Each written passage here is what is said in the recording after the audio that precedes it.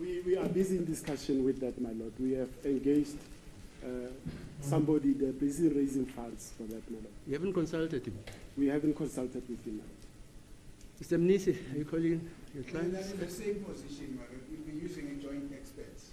Right. Thank you. That is the same position. Thank you. It is this. My lord, we are in discussion with that expert. So, what's the name of the expert? It's Mr. J.C. de Klerk. He's working for Mr. J.C. de Klerk. J.C. de Klerk. Yes, he's in partnership with Mr. Stale.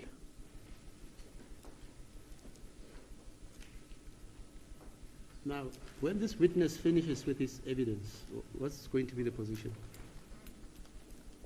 We will meet and consult, my lord, because we like I say, there's a financial constraint on behalf of our clients. We've received a quotation from the expert. They are busy with their family members trying to sort out the finance for that, my lord. So he hasn't yet been instructed in other words? He hasn't been instructed financially or in terms of material, my lord. Okay. Mr. As a court, please, my lord. Then the next exhibit that the witness will be referring to, it's a new exhibit that we've marked Exhibit X in brackets 13D.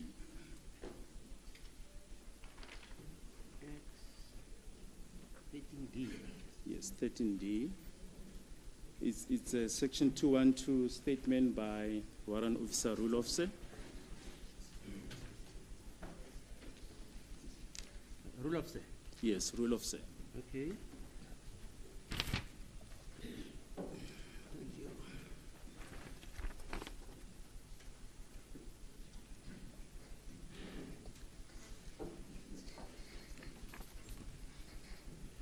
Yes. Then the witness has prepared a court chart that he'll be referring to.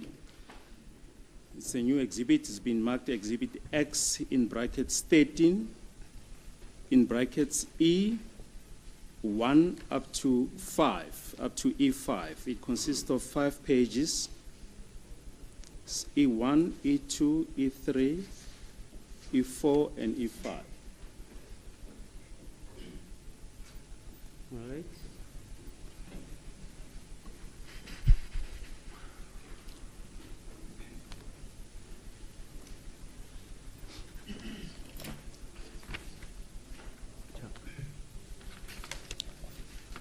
Then the witness will also be referring to an exhibit which has already been handed up. It's Exhibit X2.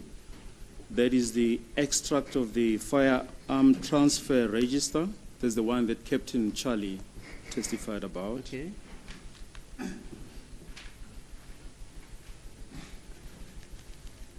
right. The witness will also be referring to Exhibit S. Exhibit S is the download of the cell phone that was found in accused number 3's possession. Okay. Then a new physical exhibit will be handed up. It will be Exhibit X2, is the firearm in question. There's already Exhibit X1, which is the interview between Ms. Zandi Kumalo. So this is X2. That one is X1. The firearm will be X2, my lord. Fine. Okay. We can assure the court that the firearm has been made safe.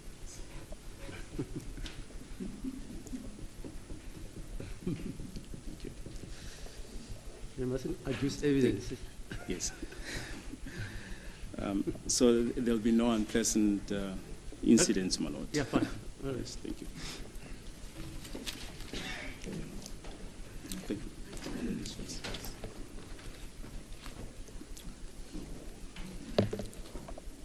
Just state your rank. I'm a Lieutenant Colonel in the SAPS, Mali. Lieutenant Colonel emaphoyiseni. And where are you attached? I'm attached to the ballistic section of the Forensic Science Laboratory in Silverton. Ngisebenzela ke le section noma unity ke ema ballistics forensic laboratory Silverton. In what capacity?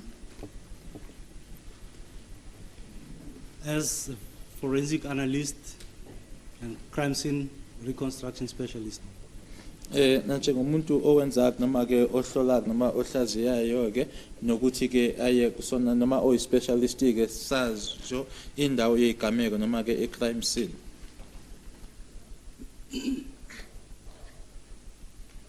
Is it that in common parlance you're called a ballistic expert? That's correct, my lord. Nacho ukuthi ungoti ke uyibham. How many years service? I'm 29 years in the police and then 28 years at the ballistic section. Ngeminyaka ewu29 ngisemaphoyiseni ewu28 ke ngiyona ke unit lena ema ballistic.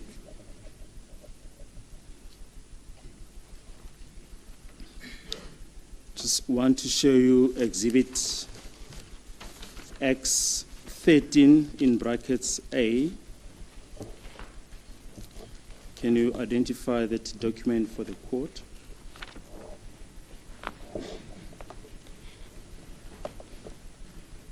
Yes, my lord, I can identify this document.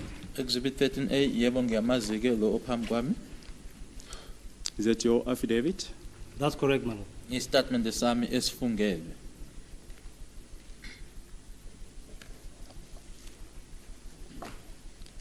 What is the date thereof?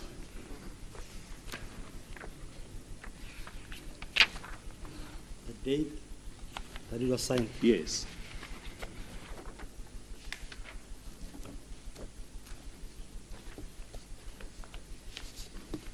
It was signed on the 5th of November 2014. Sange 5 November 2014. Right, you can go ahead and place the contents thereof on record.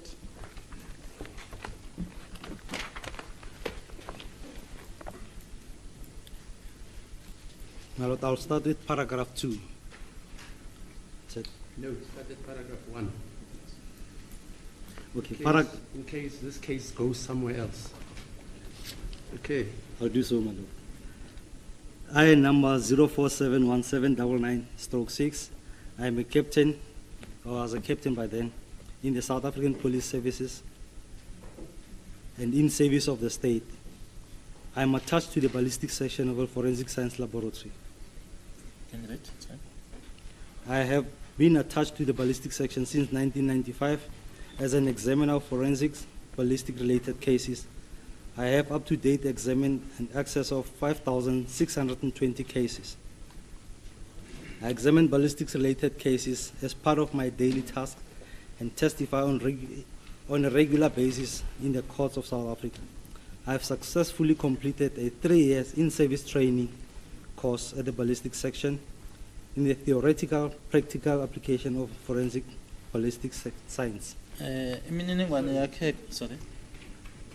With the concurrence of everybody here. Don't you think it's, because you say it's 15 pages? Oh, it's 22 pages. 22 my pages. lord. Yes. Why doesn't the kernel read Yes. so that there's congruity? Are you with me? Yes. And then you will interpret the document to the accused after that. That's a good business. Yeah, because this is science document. You must read. If it goes anywhere else, fine. It will be interpreted to the accused thereafter in full. Paragraph by paragraph, Mr. Jonas. Is it okay? Thanks. Yebo. Paragraph 2.1. I have received in-service training in the following aspects of the forensic ballistic science: identification of ammunition, fired bullets and fired cartridge cases, the use of microscopic equipment, microscopic individualization of firearms, ammunition, fired bullets and cartridge cases, microphotography, identification of firearms, examination of firearm mechanism, the different manufacturing processes of firearm and firearm components, examination of homemade devices, techniques associated with the recovery and restoration process of obliterated alphanumeric figures on the metal, the reloading of ammunition and manufacturing processes of ammunition, the short-range determination, crime scene investigation and examination techniques, the taking of photographs, documentation of the results during investigation, microscopic individualization of tools and tool mark, physical matching, and then we have what we call internal ballistics. Internal ballistics is the functioning of a firearm mechanism during the firing process, the burning rate of propellant powder and gas pressure, the transfer of marks by firearm to cartridges, cartridge cases, and fired bullets. And intermediate forensic ballistics, the effect that hot gases, propellant powder, and partially bent propellant powder has on intermediate targets before and after exit of the bullet from the muzzle of the firearm, the forming and effect of secondary missiles caused by intermediate targets, and the external forensic ballistics, the trajectory of a bullet from the muzzle of the firearm to the final point of impact, and terminal ballistics, terminal forensic ballistics, the wounding effect that the bullet has on tissue, which is wound ballistics, the effect that the bullet has on the target, and vice versa, the effect that the target has on the bullet. I visited the firearm and ammunition manufacturers to ascertain for myself which processes are used in the manufacturing of firearms and ammunition. Locally, I visited LEW, which is Littleton Engineering Works. I visited Truvelo. I visited New Generations Ammunition, which is NGA. I visited Somchem, Swart Labs, and in foreign countries, I visited Norinco in China.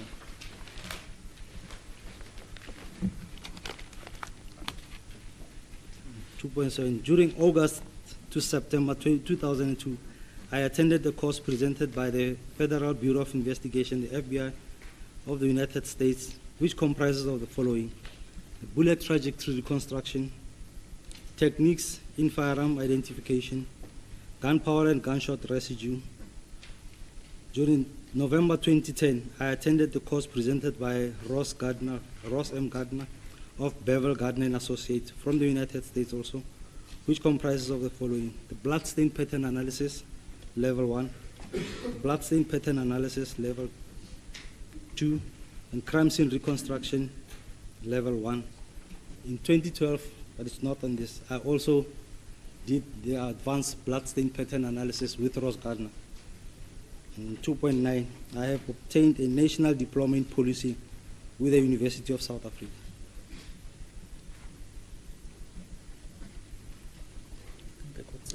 Yeah, right. You can interpret for the persons in court. Because now we're starting with your investigative analysis. Mina-ke chaza-ke inamba yasesiphoyiseni owukapteni-ke kumaphoyisa ase-South Africa, uthi-ke wayewukapteni ngaleso sikhathi-ke, so-Lieutenant Colonel manje-ke, futhi ngisebenzela wona-ke umbuso, ngisebenza kuwona-ke ihlangathi noma-ke i-section yama-ballistic noma esebenza nge-IBAM. Ngisebenzile kule unit noma ngaqala ukusebenza kuyona-ke ngo-1995 nanjengomuntu obheka-ke noma ohlolisisa-ke ama-case aphathelene noma amacala amayelana ne-IBAM, ukuze kube manje-ke sengibhekene noma sengihlole ama-case awu-5,620, futhi-ke la macala lana ngiwabheka-ke noma ngisebenza ngawo-ke ilanga nelanga, futhi kunikeza ngobufakazi kwiyinkantolo zala eNingizimu Afrika. Ngenza-ke i-service noma-ke in-service phakathi-ke emaphoyiseni yeminyaka emithathu emayelana nawo-ke ama-ballistic. Ngathola-ke le in-service training elandelayo kuwona ema-forensic ballistic science, ukubheka nokwazi ukubona ukuthi iy'nhlamvu lezi, iy'nhlamvu eseyisebenzile kanye futhi namagobolondo esebenzile uma sekusetshenziswa-ke lokhu okubizwa ngokuthi i-microscope, kanye futhi-ke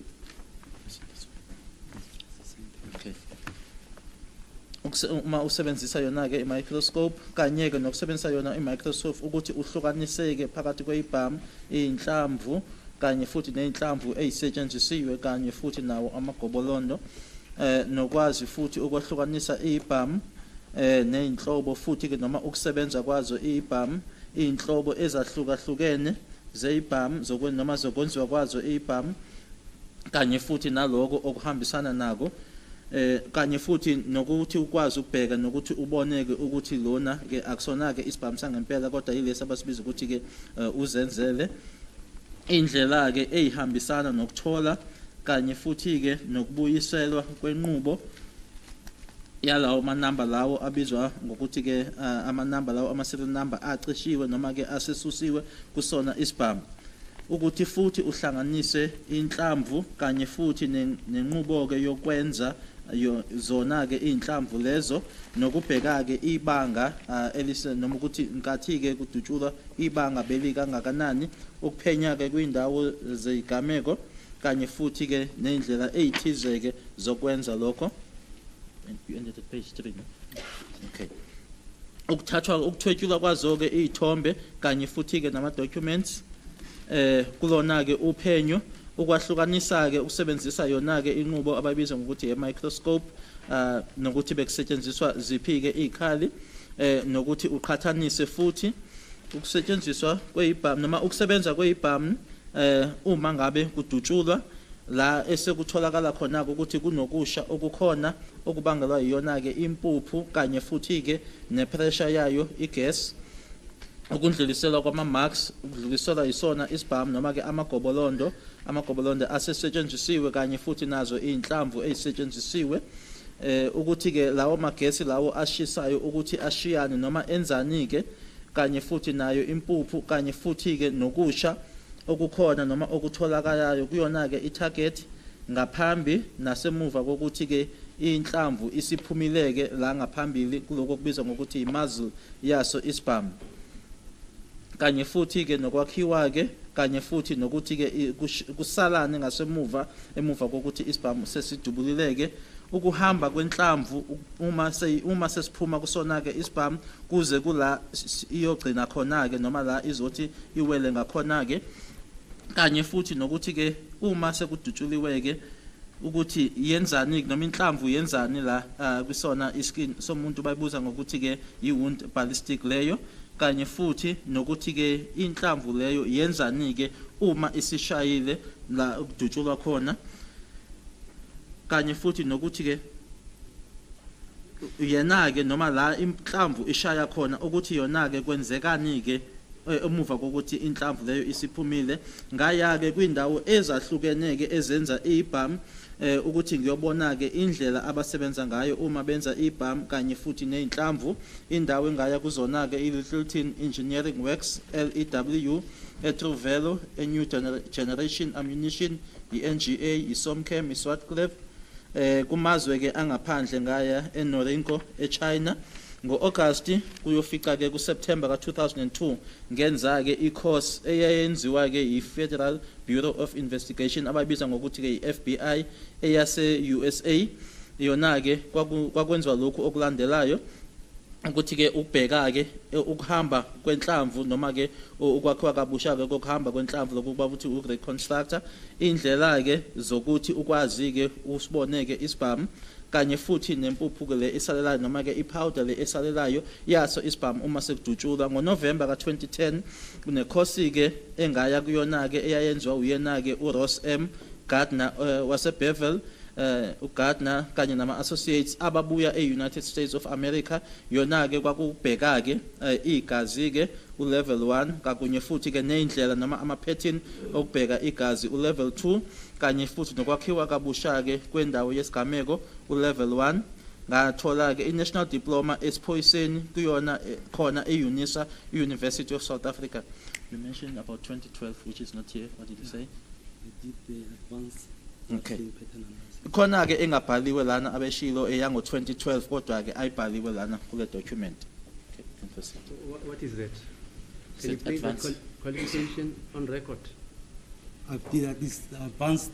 Yeah, just place it on record because You say it's not annotated. It's not allocated, but it's advanced crimes and reconstruction and advanced blood stain pattern analysis. Right. I-advance ke yona ke kuona ke ukubheka ke uqondisisa noma ke ukuhamba kwegazi, blood stain and advanced blood stain and Crime scene. okay kanye ke nokwenziwa noma kwakhiwa kwabusha ke kwendawo yesigameko.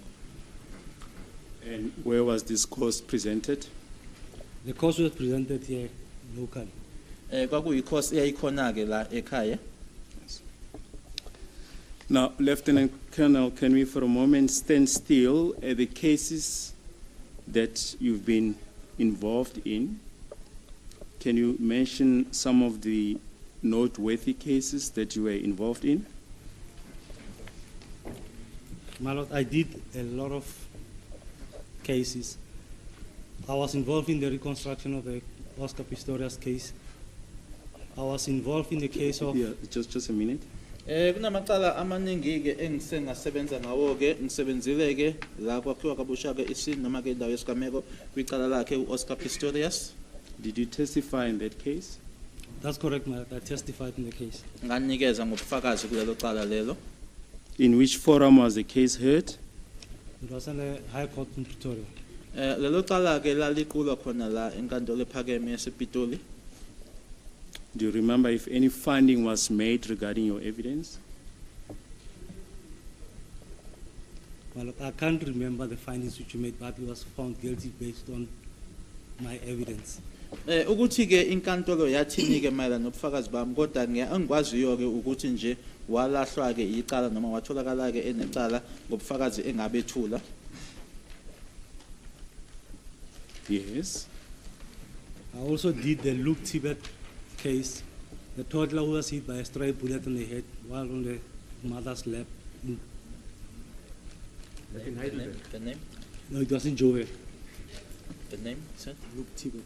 Nalo ke icala lakhe uLuke Tibet umntana ingane ke eyashaywe inhlamvu iphethwe uma wayo.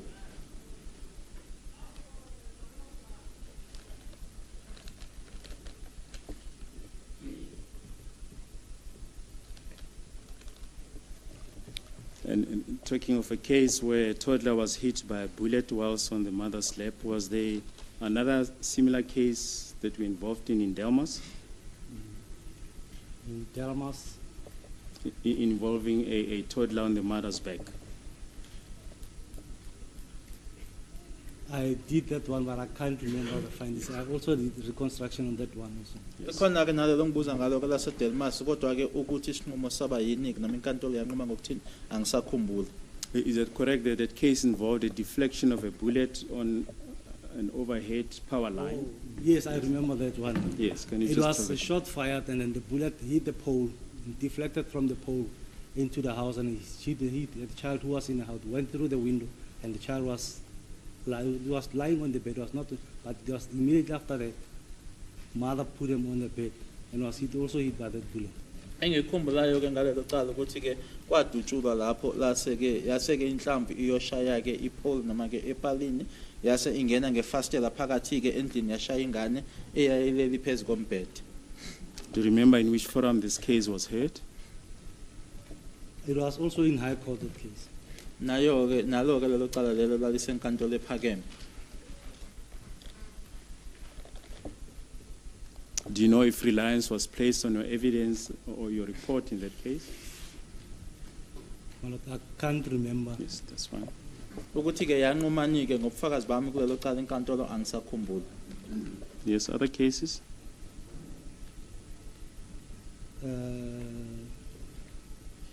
I was also involved in reconstruction of the Babita Diokoran case. Nakulona ke icala lika Babita Diokoran nganikeza ngobufakazi. And that case was recently finalized, in fact, last week. That's correct. Icala ke eqeda nje ukuthi ke li kulwe ke enkantolo kuleli viki elidlule. Do you know how it was finalized? The accused in the matter pleaded guilty. Ukuthi ke amangalela noma abamangalela kulelo cala ke bavuma ke icala.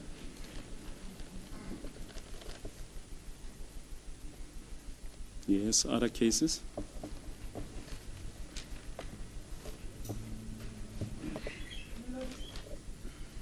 Yes. I have a problem, my lord, with this line of eliciting evidence because there is no reference that has been made in the statements that we have. At least maybe if we can be given case numbers of those cases so that we can on our own go and make a cross-reference on what the witness is testifying about now.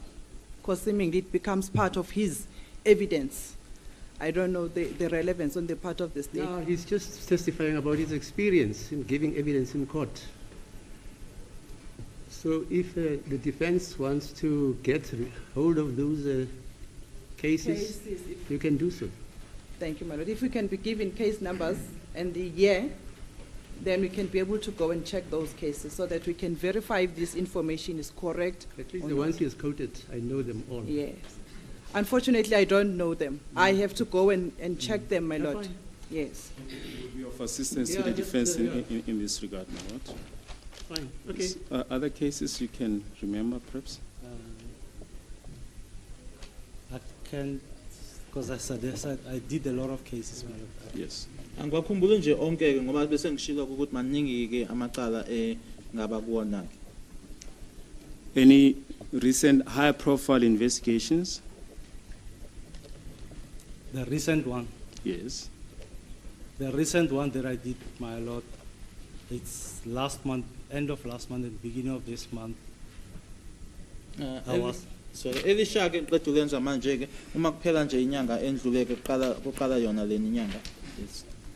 I was in DRC to assist with the reconstruction of the case where the former Minister of Transport was found with a gunshot wound in the head. Bengise DRC ke la bengiyola ke lekelela khona ke ukuthi owaye ungqongqosheke khona lapho watholwa ke ene elimeleke okwabangelwa ke yona inhlamvu ekhanda.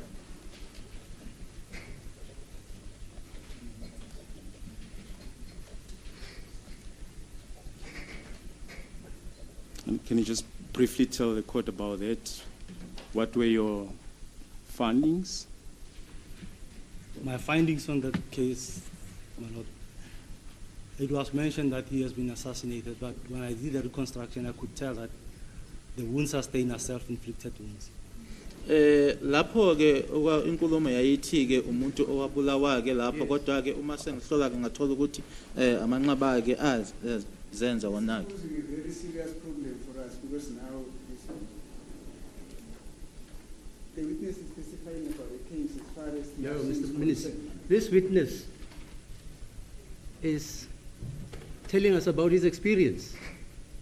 Madam, I think And I think it's relevant for this court to know whether he's an expert or not. Yes, madam, but suffice it to say that he attended the case in DRC where he was also involved. Yeah, in like for instance, he says But now to he get says to he the says he was merits of the trained. case- Wait, he says he was trained by the FBI. So must we all go to America now? No, madam, that's not the same. I mean, for this witness to come and then testify on the The content evidence is on the allowed. merits of the Okay, case the in evidence DRC. is allowed. We continue, Mr. Balwe. As a court, please, my lord, you may proceed.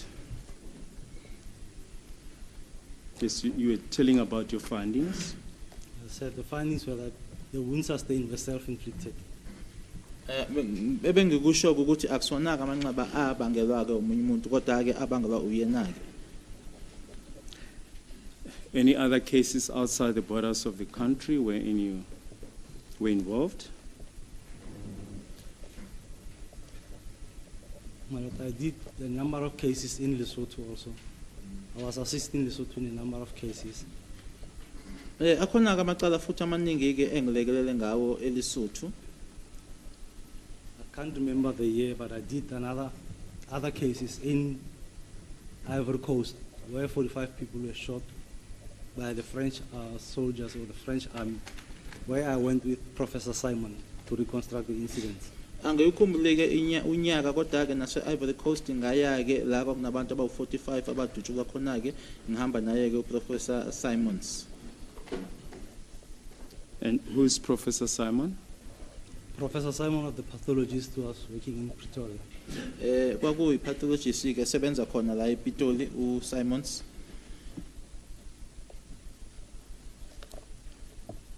Yes, any other cases?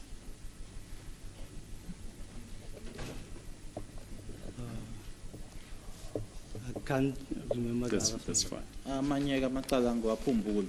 Right. Can we then get back to your affidavit, page 3? Sorry, now the rest of the affidavit is in connection with your investigations and reconstructions. On this one. Yeah, it's no longer about qualifications. That's correct. Mr. Jonas, then you interpret paragraph by paragraph as it testifies, okay? Yes, paragraph 3. On paragraph 3, it said, on Monday, the 27th of October 2014, during the performance of my official duties, I attended the crime scene at house number 13511, Kutlanong Street, Spruitview in Vosloorus area. The scene was attended on request of Captain Bentley of Gauteng Provincial Task Team Crime Scene Management. The crime scene was attended and examined with the assistance of my colleagues, Lieutenant Colonel Makati and Warrant Officer Ntini, both from the ballistic section. Kwathi ke ngomsombuluko nge-27 ka-October 2014 ngenza ke umsebenzi wami ngaya ke kwindawo yesigameko kumuzi number 13511 Kutlanong Street Spruitview eVosloorus. Lapho ke kwakukhona ke noma ngaya khona lapho ke ngokucelwa uCaptain Bentley obuya ke ku-task team yesifunda i-crime scene management. Lapho ke kwakukhona ke noma kulekelela engisebenza nabo ke uLieutenant Makati no Warrant Officer Ntini bobabili ke babuya ke kwi-ballistic section. Do you remember what time you arrived at this address? My Lord, I can't remember what time I arrived at the scene, but it was, because I received the call, it was just before 10 o'clock, and then I drove straight to the scene. On arrival, it was approximately 11 past 11. I can't remember the time. Isikhathi ke ngisasikhumbula kodwa kwakungaphambi nje ko-10 ke uma ngithola ke ucingo ke luthi angiye khona lapho uma ngifika ke kwakunje ngabo 11 noma emuva ke ko-11 kodwa ke angisikhumbula isikhathi kahle.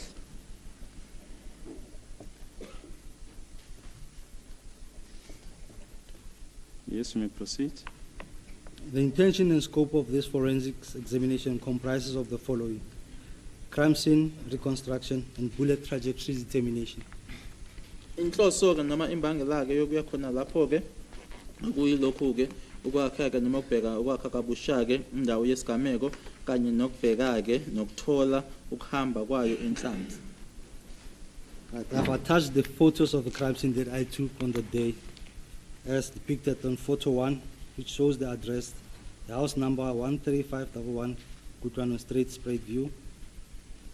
Lana ke kuneyithombe engayithwebula ke ngalelo langa ke ukutshengisa ke umuzi lowo engaya kuwona number 13511 Kutlanong Street Spruitview. Isithombe sokuqala. Yes. And photo 2 shows the same house on different angle. Isithombe sesibili ke kwakuloya muzi ke iwona ke loya muzi kodwa ke kolunye uhlangothi ngakolunye uhlangothi. Right, photo 3 showing the door leading into the kitchen. Bese kuthi ke isithombe sesithathu ke isicapha ke isicapha esingena ke ekitchen. Photo 4 showing the kitchen. Bese kuthi ke isithombe sesine sikhombisa ke noma sitshengisa ikhishi. And then paragraph 5, on examination of the crime scene in the kitchen, I observed the following. There were 2 possible bullet damages were identified on the door and on the floor tile, and were marked by me A1 and A2 respectively. Bese kuthi ke kunendawo ezimbili ke ekwakubonakala noma ongathi ke azilimele futhi zilinyazwe iyona ke inhlamvu engayibona ke esicapheni kanye nakuthayela phansi ngase ngiyimaka ke uA1 kanye noA2. 5.2, the possible bullet damage marked A1 on the door leading outside the house from the kitchen. The bullet did not perforate the door but only ricochet on the door. Bese kuthi ke la kuno kulimala khona ke noma kubukeka ngathi ukulimala ke okwabangelwa iyona ke inhlamvu ingakumaka nanjengo A1 kusona ke isicapha esiholela ngaphandle ke komuzi uma uphuma ekitchen inhlamvu ke ayizange ke iphumele ngale kusona ke isicapha kodwa ke yashaya khona ke esicapheni yase futhi ke iyandlula. 5.3 A possible bullet damage on the floor tile, marked by me A2. It has traces of bullet fragments and lead around this damage. Bese kuthi ke la kwakunokulimala khona ke phansi ukuthayela ngamaka khona ke ngo A2 ila kwakubona khona ke ukuthi kunemizila khona ke yokulimala noma ke yenhlamvu ke elimele nokuthi nala iholela khona ke khona lapho kwalimala khona. Those are shown in photos 9 and 10. Lokho ke ukubona kuyithombe u9 kanye no10. But on photo 5, showing the position of both bullet damages marked A1 and A2. Kodwa ke kusona ke lesi sithombe esiu5 yila ubona khona ke la nakuloya kulimala okuphawule uA1 kanye naye uA2. Photo 6. Just trying to locate the laser pointer. Let me, if maybe you can just, if we can go back to paragraph 5, just show that on the screen. Paragraph 5. Yes. After Those paragraph- points A1 and A2 It will be on photo 5. yes, on photo 5. Right, on photo 5, A1 is there on the door. Yena ke uA1 lona. And then A2, let's move it. No, same photo 5.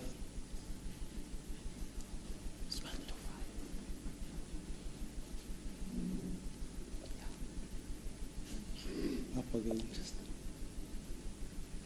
Sure. A2 is there on the tile. Yena ke uA2 lona kuthayela.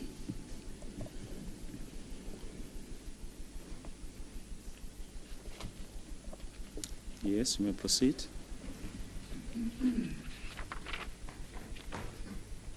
Photo 6 showing the door and the position of possible bullet damage, which is marked A1. Bese kuthi ke sona ke lesi sithombe esiu6 wona ke isicapha kanye nala khona ke kunokulimala khona ke kwabangela yona ke inhlamvu eku A1. Can you also show it on the screen? On the screen, there's the position of A1. Yona ke uA1 lo qeda umkhomba manje noma iposition yakhe. Yes, you may proceed. Photo 7 is also showing position of A1. And then photo 8 is a close-up photo of A1. Bese kuthi ke lesi sithombe siu7 ke ila khona ke silimele khona isicapha bese kuthi ke isithombe lesi siu8 ila lesa sithombe esisondeziwe khona. If you can also just show on the screen every time when you refer to your photo. There we have position of A1 on the photo, on photo 8. Lapha kusithombe u8 la position ka A1 ke la qeda ikhomba manje.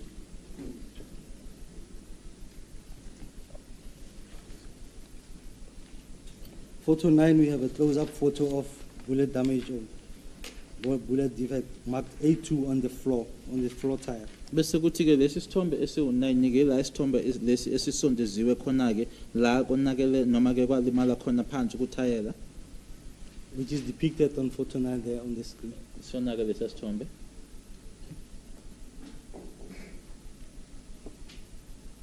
Yes, you may proceed.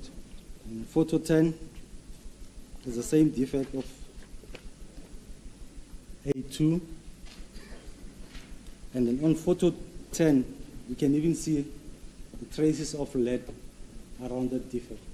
Bese kuthi lesi isithombe ke u10 ke isona ke ikwale uyena ke u8 loyan uyabona ke nalapha yana eceleni kwakuloya kulimala ke la ekubizwa khona ke lokhu ukuthi yilead. Can you show the traces of lead there on the photo? The traces of lead, that is it, that the one that you see that is there, and this on the side. La emaceleni ke la akhomba khona.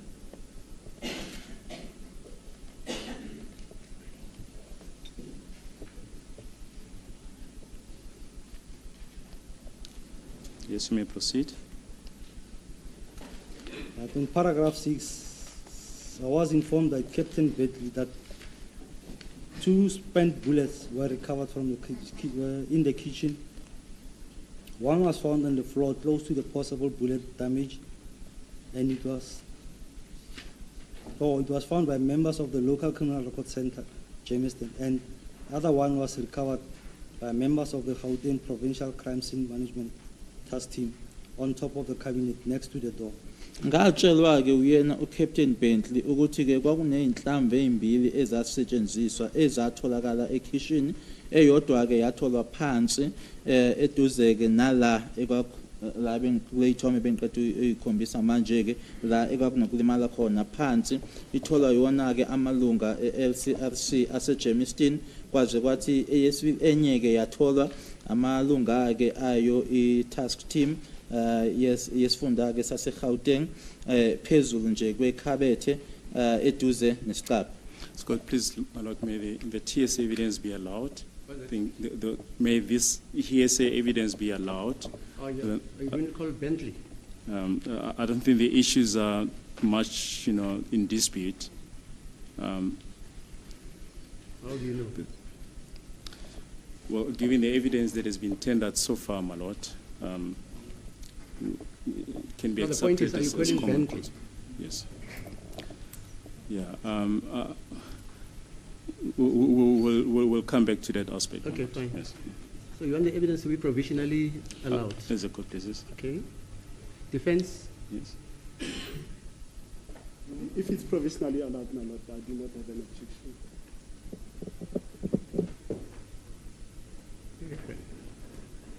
Same sentiment. My lord, I have no objection, thank you. Pending the calling of the author, my lord. What's that? Because it's provincial, my lord. Yes. Yes. Thank Fine. you. You may proceed.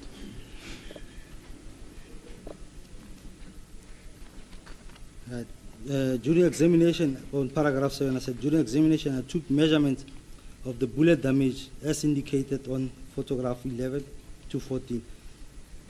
Ngathi uma sengihlola ke ngathatha ke noma ngaqala ke noma ngathatha ke wona ama measurements ayo ako ukulimala lokho okwabangelwa yinhlamvu nanjengoba kutshengiswa ke kuyithombe 11 kanye no 14. At 7.1, I took the height of the bullet mark A1 on the door, which was approximately 1.2 meters from the floor. Yase ngithatha yona ke ukuthi ke ubudeke noma ke height yayo ke imbobo leyo ke iyenhlamvu emakwe nanjengo A1 kusona isicapha ekwaku 1.2 ukusuka enzansi noma ukusuka phansi 1.2 meter ukusuka phansi. That is depicted on photo number 11. Kuyabonakala ke lokho kwisithombe u11. And on photo 12, Just show that on the photo.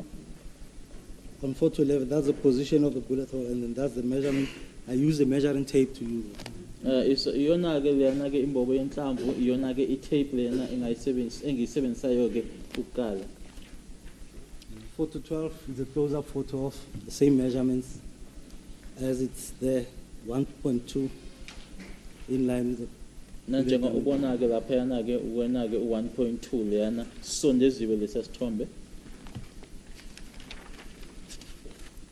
I did the same thing with the bullet defect or the bullet damage on the tire. I measured it from the wall to the position of the defect. Ngenza lokho ke na kona ukulimala lokho kwakuphansi ke ngaqala ukusuka ebondeni ukuya lapho ke ekwakulimele khona phansi. Right, photo 13 shows Yeah, just before you proceed, the distance that's reflected in paragraph 7.2, is that correct? 10.7.2. 7.2. The distance from the door frame to the... Yes. That's correct, my lord. It's 1.19. Yebo ke impela ke uma ngathola ke le yabanga ke ku 7.2 kusuka kusona ke isicapha ke la kuma ke khona u82 phansi kwaku 1.19. Yes, but here is written 1.19. It's 1.19, yes. Yes. Okay, thank you. Just show it on the screen. This is on the door. Photo It will 11. be photo 11.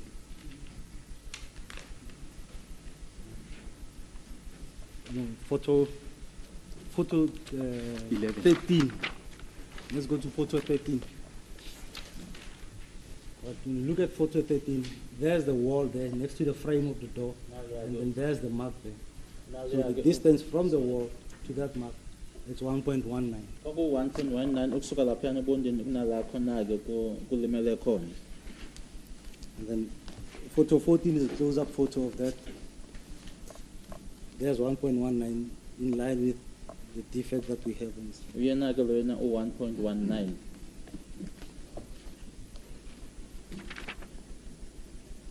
Yes.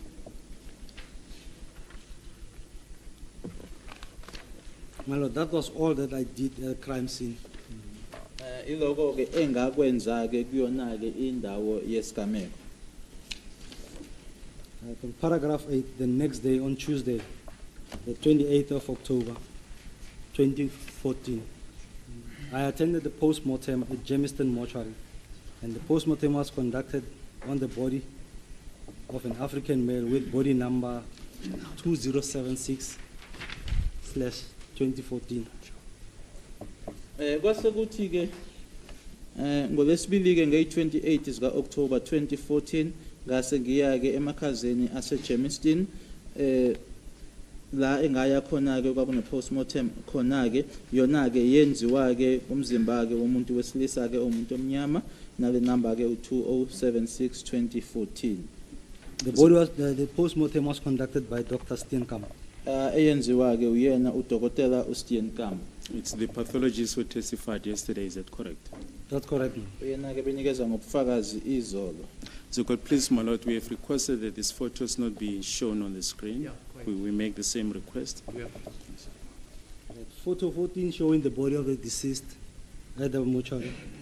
Lana, sorry, This was prior to the post-mortem was conducted. Lana ke kulesi sithombe u14 ke ila kubonakala khona ke umzimba ke wakhe umufi emakhazeni bese beshilo ke ukuthi bekunesicelo ke sokuthi lezi ithombe zona ke zingavezwa khona la uthi kungaphambilini kokuthi ke i-postmortem yenziwe kulesi sithombe u14. Sorry, just so that there's clarity. Your clients are aware of these photos, and you've discussed them with your clients. Indeed, so. Because when Mr. Mr. Baloyi says we have an agreement that you shouldn't show them to the public. My Lord will remember the same request was made on the previous occasion, and we were given an opportunity for them to view the album. My Lord. So they are aware of what Indeed, the so. witness is testifying about. Thanks. Okay. Right. Photo number 15 showing the upper body of the deceased with a face. La ku-photo 15 ke umzimba ke lona ongaphezulu ke kanye nobuso bakhe ke umufi So that the person can be identified. ukuze ke umuntu akwazi ke aziwe ke noma abonwe ke ukuthi ubani. And photo 16 showing the body number on a tag which was attached to the leg of it. Bese kuthi ke isithombe u16 ila khona ke kunale number ke yakhona ke lapha yana ke ene tag. Just put that on record. The body number. The body number is 2076/2014. 2076 ka 2014. And prior to paragraph 9, prior to the post-mortem examination, I examined the shirt and the vest worn by the deceased and found the following.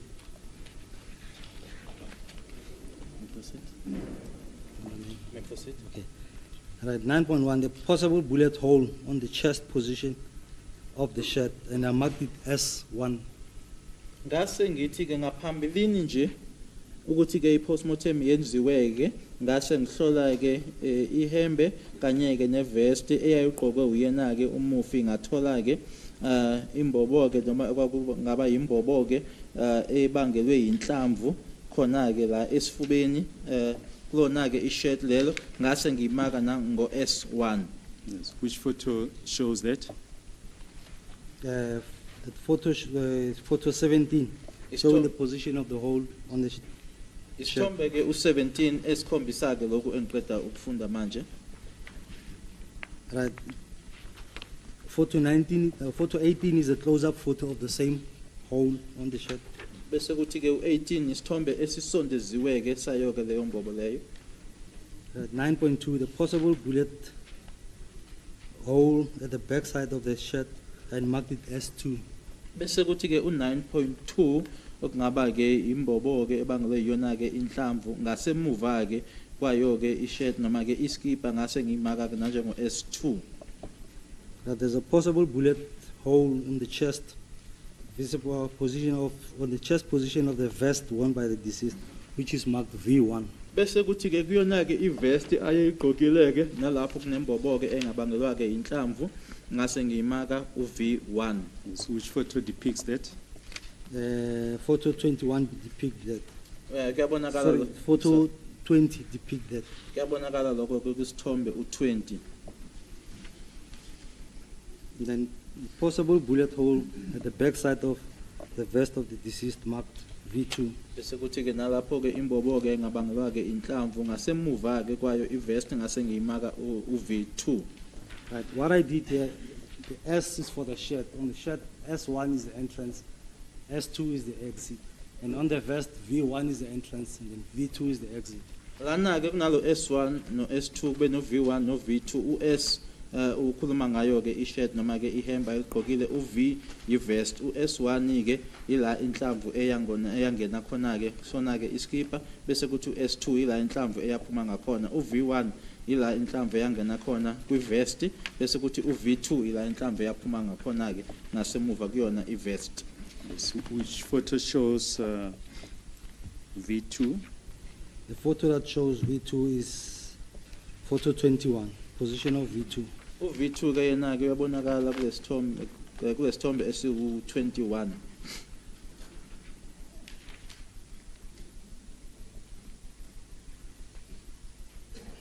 Yes, you may proceed. On paragraph 10, I examined the wounds sustained by the deceased during post-mortem and found the following. 10.1, the gunshot wound on the chest of the deceased and marked it B1. The wound has characteristics of a bullet entrance wound. Bese kuthi ke ku10 ngase ngihlola ke amanqaba ke athola uyena ke umufi ngaso isikhathi leso sepostmortem ngase ngithola ke ukuthi ke inqaba ke noma ke ukulimala okwabangelwa isona ke noma uqhuma kwesibhamu esifubeni kuyena umufi ngase ngimaka ke noma ngiphawula nanjengo B1 futhi ke inqaba ke elalikhombisa ke ukuthi ila inhlamvu eyangena khona. And what are those characteristics of a bullet entrance wound? My Lord, when I look at this wound sustained, I want to explain it properly so that the court can understand. But before I explain the wound, I want to explain how a firearm works when a shot is fired. If you take a firearm, let's say a handgun, a pistol, you cock a firearm, what happens is a round is loaded into the chamber of the firearm. Okay. When you Give me a chance. Okay. Ngifuna nje uchaza ke indlela isibhamu esisebenza ngayo uma sekuukuthi ke usuyasikhokha isibhamu asike ihandgun noma ipistol kune round ke ezoyongena kuyona i-chamber. I'll use as dummy cartridge for demonstration. Now this will be in the chamber of the firearm. When you pull the trigger, what happens? The firing pin of the firearm will strike this part of the cartridge, which is called the primer. Uma usidonsa ke ikona ke lokho okuzohlala ku-chamber uma usidonsa ke i-trigger i-firing pin yaso ke isibhamu izoshaya khona ke lana the primer babathi mayibebiza ke ngamaphoyiseni i-primer. Now this primer will produce flame that will ignite or burn the propellant powder which is inside the cartridge. Lona ke izothi isiba nayo ke ukushisa ke okuba khona ke kona ke okuzo shisa ke i-powder lena engaphakathi kusona isibhamu. Now this powder will start burning. When it starts burning, it turns into gas. Uzoshaya ke uma isisha kuba ke i-gas. And that gas exerts pressure in all directions, but your bullet will give the least resistance, and your bullet will be released from the cartridge case, and it will be pushed into the chamber of the firearm. Into the barrel of the firearm. Ila khona ke inhlamvu yona ke isizophusheka ke iphusheka ke manje iya kuloko kubiza ngokuthi ke i-barrel yaso isibhamu. Right.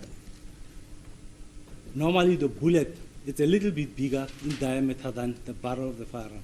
So when it's pushed into the barrel, what happens is the bullet will seal the barrel. So the gas that is produced will not pass through the bullet first or will not escape the muzzle before the bullet. So all the gas that is created by the propellant powder will push the bullet through the barrel. Okuzokwenzeka ke ukuthi ke inhlamvu ke yona ke angeke ibisaphuma ke kuyona ke ibarrel kanye ke futhi nayo ke yonke ke leya gas leyana ke angeke iphumeke ngaphambi kokuthi inhlamvu iphumeke iyona ke esizophusha ke inhlamvu leyo ukuthi iphumele ngaphandle kuyona ibarrel. Now inside the barrel there's grooves which are twisting. In most firearms, most pistols, the twisting of the grooves are to your right hand side. Bese kuba naloko kubizwa ngokuthi ke ngaphakathi kusona isibhamu unamagroove ke a twistayo ke uma etwista kathisela kuhlangothi langakwesokudla. Right, those grooves will force your bullet to start twisting inside the barrel of the firearm. Iloko kokuzophoqa ke inhlamvu ukuthi nayo ke ibese manje ke isiya twista ke ngaphakathi kuyona ke ibarrel yesibhamu. And what happened is the propellant powder that's inside there, as it started burning from the back, the gas that is produced now at the back will push some of the powder particles which are at the front with the bullets to the front. Manje ke leyo gas leyo izophusha ke ipowder kanye nayo ke inhlamvu iphushela ngaphambili. Now the sound that we hear when a gunshot is fired or when a gun is fired, that sound comes from the compressed gas that is inside the barrel of the firearm. When the bullet exits, that gas, when it exits the barrel, it creates the sound that we hear when a shot is fired. Kunalomsindo ke esuzwayo ke uma ngaba isibhamu sesiqhuma ke iyona ke leyo gas leyo mase kuphuma nayo ke inhlamvu leyo iyona ke leyo gas ebangela loya msindo esuzwayo uma qhuma isibhamu. Right, the gas is very hot when it exits there, and some of the powder particles which are at the front will not be burned. Some of it will be partially burned. So unburned and partially burned propellant powder will also exit through the muzzle of the firearm. Manje ke le gas lena ke iyashisa ke futhi ke ukhona ke nale powder lena ke angeke isho ke ikhona ezosha ikhona ke ezosha nje kancane ke kukonke ke lokho kuzobe sekuyaphuma ke ngaphandle kusona isibhamu. In the instances where we do distance determination, we're looking at the unbent and partially bent propellant powder, the spreading of the powder particles around the wound or around the entrance. Futhi ke uma sizama ukuthi sithole ke ibanga ke siyabheka ke kulona ke inxeba lelo ke la ekunokusha khona ke noma ekunokusha kancane. Those powder particles can only travel for a distance of about a meter. That's why you can do distance determination up to the distance of a meter, not more than that. Ngoba ke lawo ma powder lawo noma leyo powder leyo ke ihamba nje ifice ibanga elingangemitha ingakho ke uma nathi sesikala ke ibanga eliyimitha. What you see is where you have a condensed or high density of the propellant powder, it shows that the firearm was close to the body. And the more the distance increases, the bigger your pattern of tattooing or stapling. Uma kuukuthi ke ibanga ke belikude ke la nala khona ke la kunenxeba noma kunokulimala khona kuzobona ukuthi kukakhulu ke kodwa ke uma ngaba khona ke siyakhona nokubona ke ukuthi futhi cha lana ke isibhamu lesi ke besisondele kakhulu. Right, my lord. What I see on this, the wound sustained by the deceased here. Firstly, we look at the T-shirt and the vest. The holes on that T-shirt and vest are not normal hole from a normal bullet that penetrated the body. Okay. Kuloko ngikubonayo ke lana kule thombe eziphambi kwami ke kwi-vest nakusona ke iskipa okusukuthi ke akusona ke imbobo ejwayelekile noma ke kwinhlamvu ke ejwayelekile. The tearing of this vest and T-shirt indicates a close range, and it's a very, very close range. Ukudabuka kwale vest kanye ke nale T-shirt kukhomba noma kuyinkomba ke yokuthi ke bekusondele kakhulu. What I see here, my lord, is the firearm was in contact with the body of the deceased. Engikubonayo lana ukuthi ke isibhamu lesi sasinamathele ke emzimbeni wakhe umufi. And when you speak of contact wound, where the firearm is in contact with the body, we've got a hard contact and a loose contact. Uma sikhuluma ngaloko ke noma ke lokho kunamathela noma ke leyo contact leyo kune hard contact kanye futhi kanye naleyo loose contact.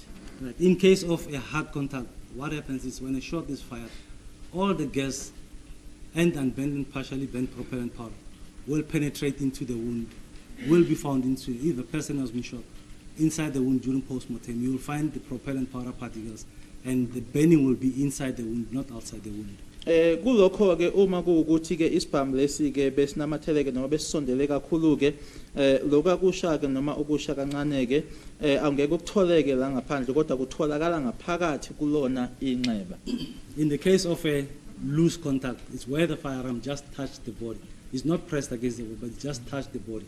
Kodwa ke uma sikhuluma ke nge loose contact ila khona ke nje ukuthi si touchile nje la emzimbeni isibhamu lesi kodwa hayi ukuthi si pressiwe kuona umzimba.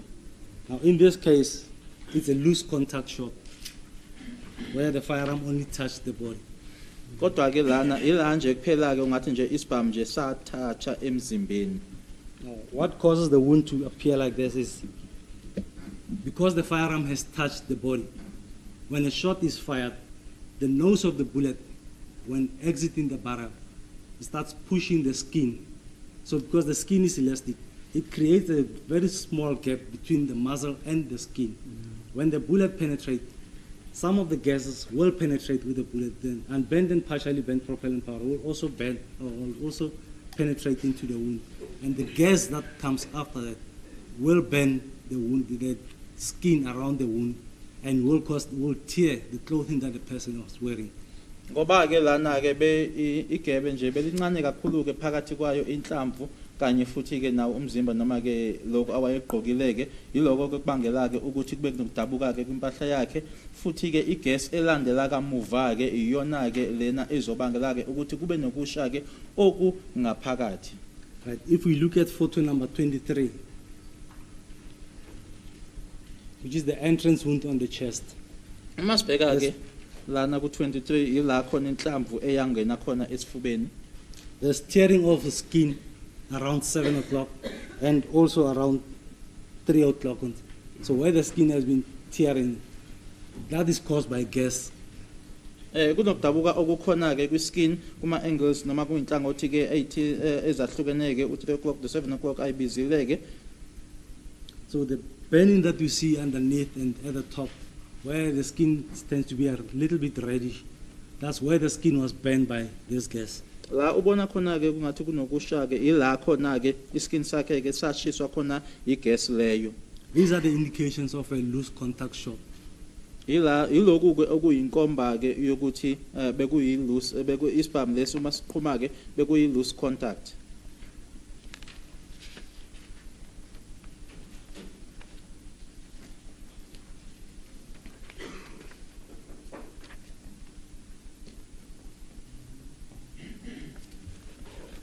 When you continue with photo 24, showing the position of the exit wound. Masibheka isithombe ke u24 ila khonjiswa khona ke la inhlamvu eyaphuma khona. Photo 25 is a close-up photo of that exit wound. Bese kuthi ke u25 isithombe esisondeziwe ke sakhe u24. But on this wound, this exit wound, if we look at the photo 25, it's an irregular, we call it an irregular shaped wound, where the bullet coming from the body pushes the skin. The skin will expand up to a certain point where it cannot expand anymore, and then it bursts, creating this type of wound. Normally the exit wound will never look the same, or in most cases will not look the same.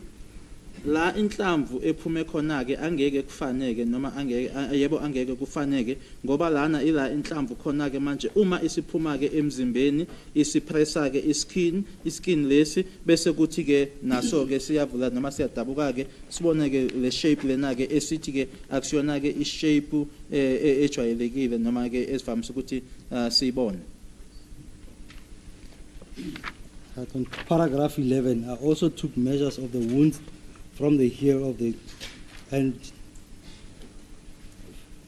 from the heel and found that wound mark B1 on the chest was approximately 1.34 meters from the heel, and 11.2, wound mark B2 at the back was approximately 1.26 from the here. Ngase ngikala ke noma ngithatha ke ama measurements kuwona ke amanxeba ukusuka ke ama measurements awo amanxeba ukusuka esithendeni ngathola ke ukuthi ke inxeba ke elimakona njengo B1 elisesifubeni kwaku 1.34 meters ukusuka ke esithendeni bese kuthi ke inxeba elimakwe uB2 ngasemuva kwaku 1.26 meters ukusuka ke esithendeni. Just for record purposes, what is wound mark B1? Wound mark B1 is the entrance wound on the chest. uB1 ileli ke elisesifubeni la inhlamvu yangena khona. And B2? And then B2 is the exit wound at the back. Bese kuthi ke uB2 ila inhlamvu ke eyaphuma khona emhlane. Right, photos 26 shows the measuring tape and we're measuring that, and the photo 27 is a close-up photo of it. Bese kuthi ke isithombe u26 sitshengisa ke itape leyo ke akalwa ngayo. Bese kuthi ke u27 isithombe esisondeziwe. Right, photo 28 showing the measurement of wound B2 at the back. Bese kuthi ke u28 la kalwa khona ke inxeba ke leli eliuB2 emhlane. Right, if you look at the position of the wounds, as I said, B1 is 1.34 and then B2 is 1.26. It's a downward trajectory. It's not a straight line, it's a downward trajectory. Uma usubheka ke noma ubuka ke ngishilo ke ukuthi inxeba leli ke la inhlamvu yangena khona uB1 u1.34 bese kuthi uB2 u1.26 meters okusho ukuthi yayingahambi straight ke inhlamvu yangena ke yabe isiyehla. Right, my lord, I've checked the crime scene, I've examined the crime scene, now I've examined the body. What I have to do now is to put the body back into the crime scene to determine the position of the body when these wounds were inflicted and in what position was the deceased. Manje ke sengiyileke kwindawo yesigameko ngenza ke umsebenzi noma ngahlola ke lapho ngiyileke manje emakhazeni ngawubheka ke manje umzimba manje sekufanele ngithathe ke manje lo mzimba ke ngiyubuyisele khona ke kwindawo yesigameko ngibheke ukuthi inkathi elimala wayemi kanjani noma ekuyiphi iposition. In paragraph 13 I said, after examination of the crime scene, the clothing of the deceased and the wound sustained, I could determine that at least 2 shots were fired at the house or at the crime scene. Emuva kokuthi ngahlola ke kwindawo yesigameko impahla wayegqokile umufi kanye futhi ke nokulimala noma amanxeba ke atholakala kuyena ke ngathola ke ukuthi kuna isibhamu saqhuba kabili endlini. 13.1.1 I said 1 shot was fired directly to the floor in an angle of approximately 90 degrees. Ukuthi ke ishot eyodwa yadutshulwa ke noma yona ke yadutshulwa phansi kwi angle noma ke kwi angle ongathi ke u90 degrees. My lord, I looked at the shape of the bullet mark or bullet damage on the tire. It's almost a circular shape.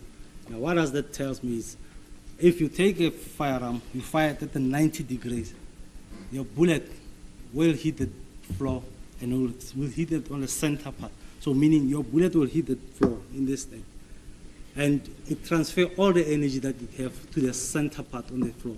So in this instance, what will happen is, that's what we call the effect of the bullet on the target and vice versa, which is called terminal ballistics. Now in this instance is your bullet, if your bullet is stronger than the tire, your tire will be more damaged than the bullet. In the instance where your bullet is softer than the tire, the more damage will be on your bullet. Okwenzekayo ke lana kuyona ke lo 90 degrees uma ngaba usuyidubula ke noma inhlamvu ihlake izohla ishaye khona ke lapho ila khona ke umonakalo uzoba khona uma kuukuthi ke ibullet yakho iyona ke strong kunothayela lowo uthayela ozolimala ke kodwa ke uma kuukuthi iyona ke soft iyona inhlamvu ezokuthi itholeke ukulimala. Right, Malo, from the exhibits, from the crime scene, what I've noticed, and the lead around bullet hole on the tire, it indicates the type of bullet that was used. We Uma have- ubheka sorry uma ubheka khona ke loka kulimala okulapha phansi kona ke kuyakutshela ukuthi yipi inhlamvu eyasetshenziswa. Right, we have different types of bullets. We have what we call the full metal jacket. This one is called the full metal jacket bullet. Iyona ke khuluma ngayo lena ayiphethe ke manje. And when you look at this one, this is what we call the complete metal jacket. Iyona ke complete lena ayiphethe kusandla saku left. Right, the complete metal jacket, it's more lead, soft lead, covered by a thin layer of copper. Yona ke ungathi ke ithambileke kodwa futhi ke inayo ke necopper eimbozile. And the full metal jacket is more strong than the so this is basically mostly ammunition that is manufactured by PMP on military ammunition. The police are using the full metal jacket, the defense are using the full metal jacket from PMP. Amasotsha akasebenzisa i-full metal yona ke eyenziwe u-PMP and that the police are using there. The same bullet. Nabo ke kanye namaphoyisa nawo futhi asebenzisa yona. Now with this CMJ, the complete metal jacket, it's mostly used for training, so it's mostly reloading ammunition. Bese kuthi lena ke ekuyi complete yona ke CMJ yona ke isetshenziselwa ke uma ke setshenziselwa uqeqesha.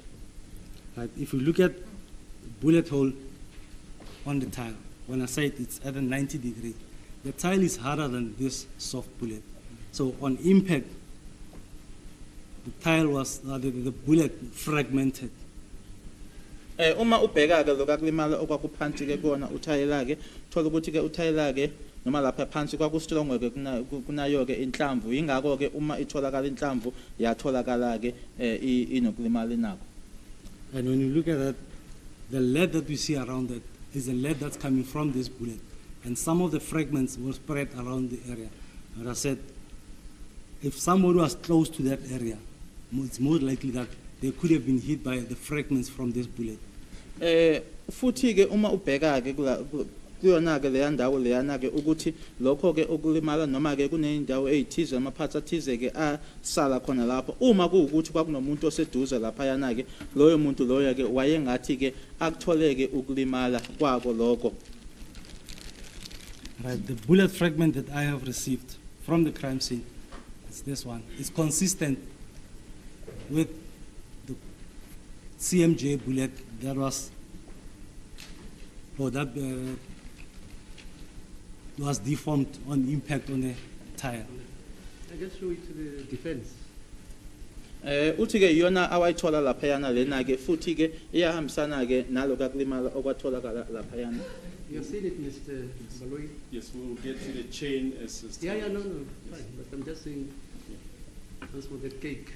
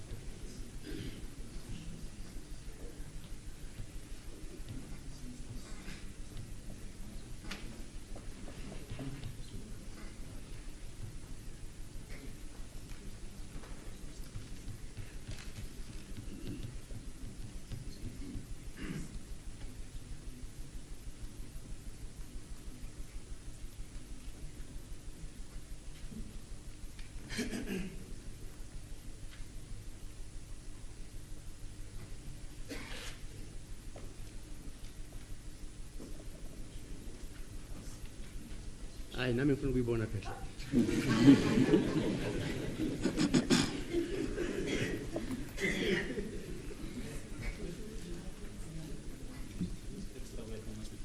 Yeah.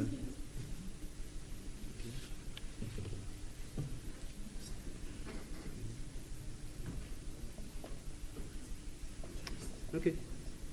Hello.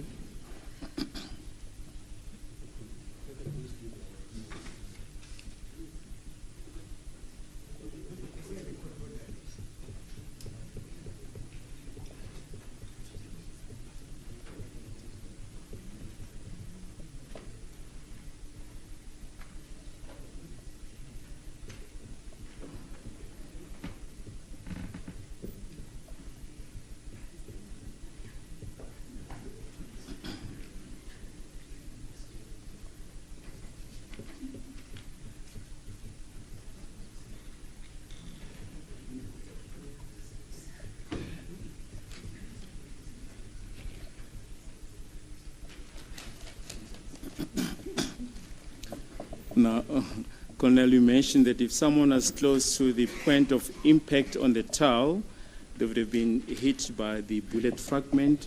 What about the lead? Would that have any effect? The lead. Yes. The lead that comes is from this. Just the point of clarification, it's not an objection per se. I just want to. No, Mr. Minister, keep. You'll clarify. I just want to find out if that How do is we a give evidence in calculated, that is wait? from How the do we scene. give evidence in court? My lord? How do we give evidence in court? No, as I'm saying, my lord, I'm taking. You're so I cross-examining just him. want to Wait, ask wait. When you say clarification, you're cross-examining him. No, my lord. What are you doing? No. What are you Because doing? I just want to make assurances that be sure that I'm taking the right news. I just want to find out if that is the actual bullet that was fired at the You scene. just said that part of it fragmented because of the force when it hit at a 90-degree angle, with the concomitants that the tile was stronger in build than the bullet because the bullet was softer. It disintegrated and fragmented. That's what this witness is saying. Am I quoting you correctly? You're correct, madam. I mean, yeah, okay. The lead, would that have any effect? The lead will be part of the bullet as Yes. it's fragmented. It will also be scattered. That's why I said whoever was within that area, it's more likely that they could have been hit by these fragments from the, and then the fragments also include the lead. Ingakho bengishilo ke uma lokho kubizwa ukuthi iyona ke ilead ingxenye ke yayo inhlamvu ingakho ngishilo ke ukuthi kuloyo ke obeseduze noma uma kuukuthi kwakunomuntu oseduze wayezoshayeka ke nayo noma thinteke ke yiloko kushaya phansi kwayo inhlamvu. And what is the effect of lead on the skin? My lord, there's possibility that it could have penetrated the skin, it could have caused, but it will be very small wounds around that area of the legs. Kwakungenzeka ukuthi lo muntu noma ke kwangangena ke esikhumbeni kodwa ke kancane nje kwangeke kube ukuthi bekulimala okukhulu kodwa kancane. Yes, we proceed. Right, on paragraph 13.1.2.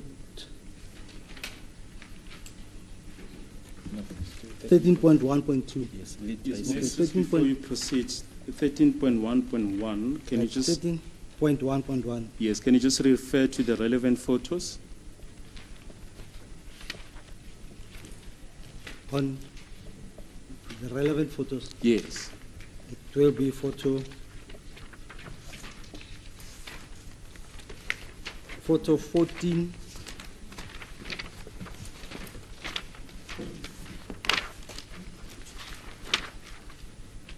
Or photo 9 and 10.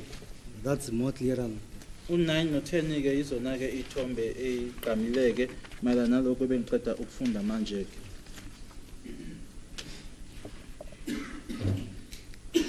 Yes, you may proceed. The lead traces originating from the bullet were visible around the impact mark. Right.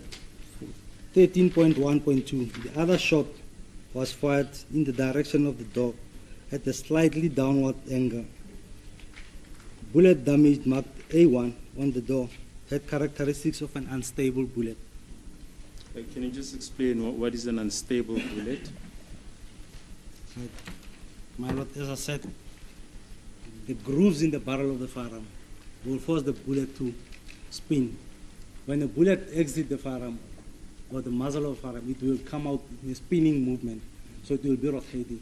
Now, when you say the bullet is unstable, it's either it will hit an intermediate target, where the target will affect the movement of a bullet. When it exits, like in this instance, I would say, we look at the position of the deceased, the wound sustained on the chest, and the wound sustained at the back. I'm of the opinion that, I'd say this is the bullet that perforated the body of the deceased. What happened is, he's in a standing position. The entrance is on the chest at 1.34, and then the exit is at 1.2. Now, if you look at the bullet hole on the door, it's 1.2. Now, if you take the deceased, place him on the crime scene, facing inside with a door behind him. If we close the door, the bullet was supposed to hit the door in a straight angle, and the possibility of it perforating to that side would be there. Okay. Now, Lana ke esikwenzayo bese ngishilo ke ngaphambili ukuthi kunalama growths abangela ke ukuthi inhlamvu uma isiphuma kusona ke isibhamu iphuma ke noma ke ephuma ayihambi straight ke futhi ke uma isibhamu noma inhlamvu ise ishaya lana ke ishaye yena ke ishaya yena ibisi yaphuma ke iyoshaya futhi ke esicabheni ngishilo ke ukuthi kwaku 1.34 la ngaphambili uma seyihlaka inhlamvu kwaba u1.26 la ngasemuva base kukwase ukuthi esicabheni ke kwaba ngosa measure u1.2 uma ukubheka ke lokho nangendlela owayimi ngayo simthathe simbeke lapha yana ke kwakungenzeka ke noma kwakufanele ukuthi ke inhlamvu leyo yashaya ke yabe isiyaphuma ngale. Yes. The irregular shape on the door was caused by a bullet that was not spinning but probably tumbling, moving on its side. It's either side to side or up and down. Kodwa ke le ndlela ke isicapha esasilimele ngayo ke lokho kwabangelwa ke ukuthi kwakungasiyona ke inhlamvu eyayispina kodwa ke inhlamvu eyayijika njena ke ishintsha ama side uma ngabe ihamba. Please photo 8 demonstrates Right, the what you say. impact point of this bullet, my lord, will be this part of it. Ila eyashaya khona ke inhlamvu. So that's the impact point of this bullet. Now, when you look at the bullet, the height of that bullet, you look at the height of the exit wound and the entrance wound. If we take the deceased, put him against the door, where he touched the door, the exit wound will be 1.26. The entrance on the door will be 1.2. So there's a difference of 6 centimeters. Now, to cover that, what we do is you move the deceased further away from the door. If you move it further, you allow the bullet to drop 6 centimeters down. Okay. Okwenzekayo ke uma ubheka lana ke lamabanga ke noma ke lokhu kumeasure lokhu la inhlamvu eyaphuma khona ke kwaku 1.26 meter bese kuthi uma umeasure lapha yana kulona kusona ke isicapha u1.2 esikwenzayo ke ukuthi sesizomhlehlisa ke simsuse lapha yana esicabheni ngoba manje usufuna uthwala ke lo ya 6 cm kunale ya difference ka 6 cm. Right. When you look at this part, this shows the bullet did not penetrate at an angle of approximately 19, but at an angle which indicates that when the shot was fired, the door was almost half open. It was not closed, it was half open. Uma ubheka ke lapha yana ke isho ukuthi ke le yanhlamvu ayizange ishaye ke la kule angle ka 90 degrees nokusho futhi ukuthi ke uma ngaba inhlamvu ishaya khona lapha yana isicapha lesi ke sasi ngavaliwe ngathi nje sasi vuliwe kancane kodwa ke singavaliwe. Right. If it hits the door at 90 degrees, it will go through the door. But when you look at it, it hit the door on the side and then created that splinters, got underneath those other part of the wall, pushed them out so that they were separated from the door, and it deflected into the house again. Uma ubheka ke indlela ke isicapha lesiyana ke esinakele ngayo ke ukuthi ke ayizange ishaye ke noma ingene ngaye ke u90 degrees kodwa ke ukuthi ke yangena ke ngeside yase ke bangela ke lokulimala okubonakalayo ke yase ke le indawo lezi oyibona zingekho lapha yasiyasusa ke yase ke inhlamvu futhi ishaya ibuyela khona phakathi endlini. So whatever it bounced there after it exited ricocheting on the door, it bounced on the wall and it was found there next to the door on the counter on the ground. Emuva kokuthi yashaya ke khona lapha yana esicabheni ke yase ke iba lapho ke noma iwela khona lapho ngoba yilapho ke eduze nesicapha inhlamvu eyatholakala khona. Right. I just want to show you photo 1, 2, 3 I think of exhibit D. Photo 1, 2, 3 of exhibit D. Exhibit D.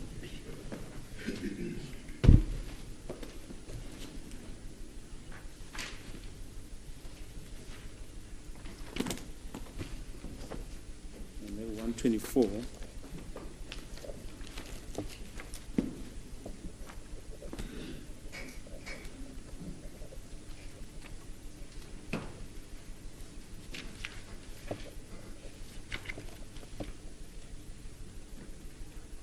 Maybe 125, sorry, maybe 125 is a better photo. 125. Yes, 125 of exhibit D. Can you use that just to demonstrate the point that you've just made now? My lord, if the door is closed, this bullet will not deflect. But if the door is half open, it deflected there, pushed the wooden, create those splinters, bounced somewhere there, and it fell around it. It makes sense to me. Mina ke into ke leyo ke ezwakalayo ukuthi uma kuwukuthi lesa siqapha sasingavaliwe ke ukuthi azoshaya khona lapha yana siwe khona lapha kule ndawo ke ayikhombayo kodwa ke uma kuwukuthi sasivaliwe ke yangeke ishaye ngaleyo ndlela. Now when you look at that bullet recovered there, it's the same type of bullet as the one that hit the door, the floor. It's a CMJ, complete metal jacket. But when you look at this one, it's still intact. Uma ubheka ke le yanhlamvu ke eyatholakala khona lapha yana inhlamvu eyodwa ke nale yana ke eyashaya phansi ke kodwa uma ubheka lena ke yona ke kuyi CMJ kodwa uma ubheka lena yona ke isaphelele yona. The question can be, why is this one intact but that one damaged?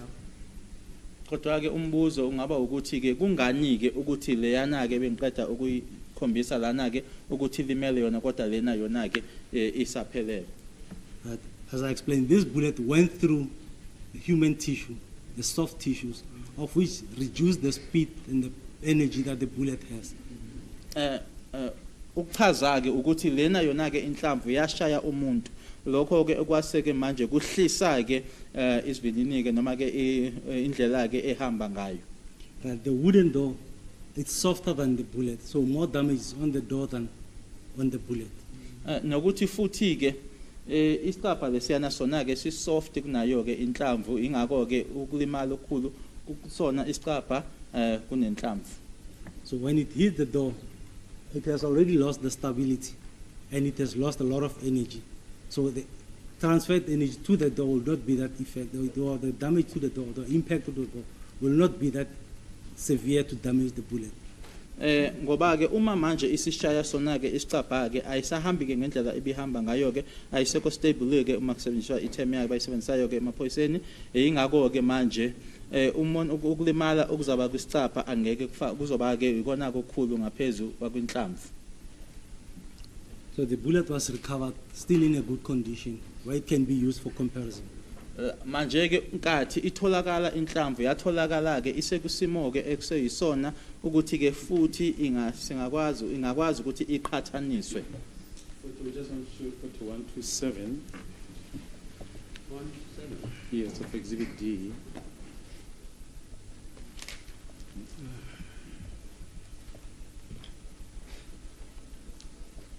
Yes, you can use that photo to illustrate your evidence. That's the same bullet that we have that was recovered in the crime scene. Iyona le nhlamvu esinayo iyona le eyatholakala lapha.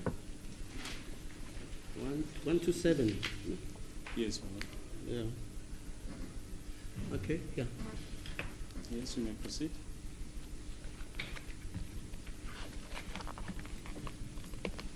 Sorry. From my understanding, there was no third bullet discharged, according to your investigation. Well, on examination of the crime scene, I only found 2 shots fired. In the house, you're a scientist. I'm just adumbrating this because they had 1 bullet sounding, they had 2 bullets, they had 3. No, in the house, there's only 2 shots fired. Okay. Mina ke kona uphenyo engalenza ukuthi ke isibhamu saphuma kabili phakathi endlini. So we're at paragraph 13.1.2 of your report, page 21. You had just mentioned that the bullet damage marked A1 on the door had characteristics of an unstable bullet. We're just explaining what an unstable bullet is. You can proceed. Yeah, the unstableness of the bullet could have been caused as a result of an intermediate target between the firearm and the door, which most probably was the deceased. Ukuthi ke inhlamvu ke ingabi kusona ke isimo noma ke ungathi uma ihamba ke kwakungabangelwa ke ukuthi kukhona la eyaqale yashaya khona ke okwakuphakathi kwesibhamu kanye naso ke isicapha lana ke ekwakungaba uyena umufi.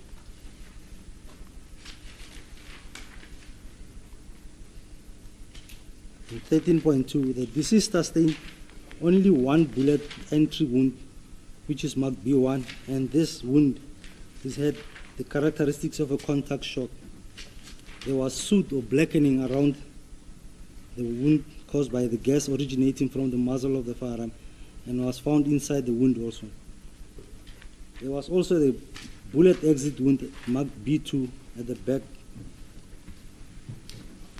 with bullet track connecting entrance wound 1 or wound marked B1. Umufuke wathola ke ukulimala noma ke enhlamvu eyodwa noma waba nenxeba elilodwa elimakwe uB1 lona ke elalikhombisa ke noma elalineyinkomba ke lokuthi ke kwakusondele noma ke isibhamu lesasimshaya sasisondele kwakunalokhu kubamnyama noma kunendawo ke ebamnyama okwabangelwa ke iyona igas ephuma ke la ngaphambili kusona isibhamu esatholakala lobo umnyama lobo obatholakala ke ngaphakathi kwenxeba futhi kwakunenxeba ke elilodwa la inhlamvu eyaphuma khona limakwe uB2 futhi ke eliconnector noma elihlanganisa ke nenxeba leli inhlamvu eyangena kulona eliuB1. Are there any photos, Colonel, that you want to refer to in this regard? What is stated in paragraph 13.2? Right, on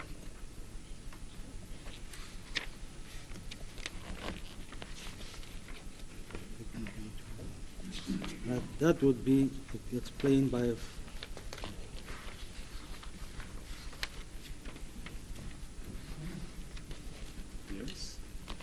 photograph 22-23. Ithombe ke u22 no23 izona ke echaza lokhu eniqeda ukufunda manje noma ke ekhombisa lokhu eniqeda ukufunda manje, indicating the burning of the surrounding of the wound. la ekwasha khona ke la kwinxeba.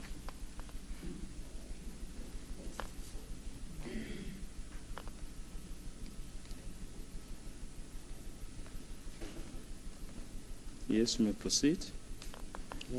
Paragraph 13.3 is what I've just explained on the height of the bullet on the entrance and the exit and the bullet damage on the door. Lana ke ku 13.3 yilokhu ke bengiqeda ukusho ke manje mayela ke no 1.34 lona ke okunxeba la elangena khona inhlamvu u1.26 la ngemuva kanye ke no 1.2 kwesicaba. Right, paragraph 14, taking the aforementioned evidence into context, the best possible and probable explanation of is as follows. The most probable position of the deceased during the infliction of the wounds was initially standing upright in the kitchen area behind the half-closed door, with his back towards the door, but not in contact with it. Bullet perforated the body of him and hit the door behind him. The bullet trajectory, as mentioned in 12.2.1, is slightly downwards. 14.1 uthi ke uma ubheka ke noma ke uma ubheka ke uthola ukuthi yipi ke indlela awayemi ngayo umufi inkathi eshawe yona ke lenhlamvu ukuthi ke wayemi ke straight khona ke ekitchen emuva kwesicabha ke esasingavaliwe ngokuphelele umhlane wakhe ke eze ngomhlane kusona isicabha kodwa ke engancikile kusona yase ke inhlamvu engena emzimbeni wakhe yashaya isicabha ngasemuva kwakhe futhi ke nokuhamba ke kwayo inhlamvu kuchaziwe ke ku 13.1.2 ukuthi ke yahamba yase ihla. At 14.2, the shooter was most probably in front of the deceased and the firearm was in contact with the deceased's chest. The possibility of altercation or struggle between the deceased and the shooter cannot be ruled out. Owadubula ke kwakuwukuthi ke kwakuwumuntu owayemi phambi kwakhe umufi nesibhamu futhi ke sasisesifubeni sakhe umufi nokuthi ke kwakulwisana ke nalokho ke angeke kuthiwa cha akuzange kwenzeke phakathi kwakhe umufi kanye nalo owadubula. Paragraph 15. The above mentioned conclusions were arrived at by means of an examination and processes which required knowledge and skill in certain branches of physics and ballistics. Loku ke noma ke loku engiyakuthola noma ke ekutholakele ke lana ufinyelela kukona kuphela ke ngokuthi ke uhlole futhi ke ube nolwazi ke noma ikhono onalo ke kuyona i-physics kanye futhi nama ballistics.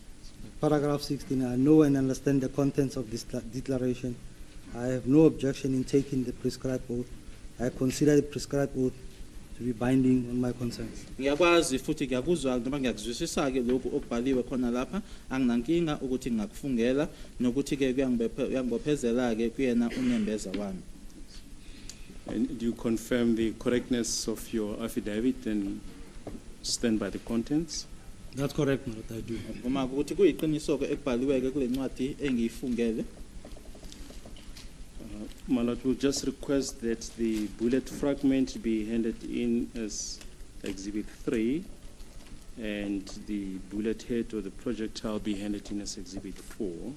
We'll, Exhibit 3 and 4. 4, yes. We'll revert to these two exhibits in greater detail at a later stage. Colonel, if I can ask you to go to paragraph 13.1 of your affidavit, where you mentioned that at least 2 shots were fired in the house. Are you able to perhaps give an indication of the time lapse between the 2 bullets? My lord, it's not possible to determine the time lapse of it, but what I could say is these 2 shots is not a double tap where you find, so there's a break in between the first shot and the second shot, but I don't know, or I cannot determine how long was the break between the 2 shots. Angeke ngithi ke nanjengoba ngithi ke isibhamu saqhuma kabili phakathi endlini ke ukuthi ke kwaba yihlandla elilodwa ngathi ke kwakune break eyikhona ke phakathi koqhuma kwesibhamu kokuqala nokwesibili kodwa angeke ngisho ke ngesiqiniseko ukuthi ke kwakuyi break yesikhathi esingakanani. Thank you. Can we then proceed to Exhibit X in brackets 13B? Your next affidavit. You don't have to read your experience, your qualifications, and the training. You can go straight to the contents as per paragraph 13. Paragraph 3. Sorry, is it D you're saying, D or B? B, my lord. Don't you have a spare copy there because we've got the same problem. It's a 5-page document. 5-page document. Yes.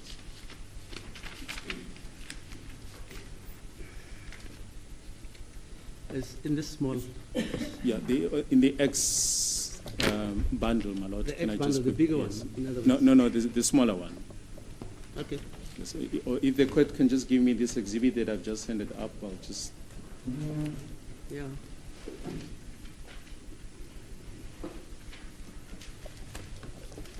Because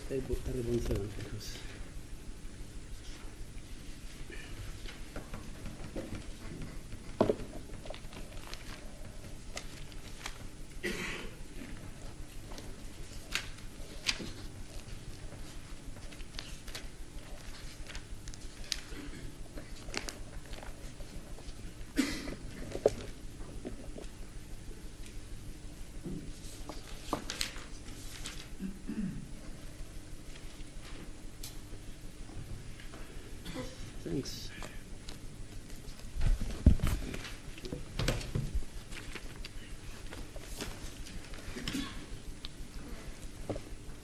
Yes, may I proceed to read the contents of paragraph 3 in the record.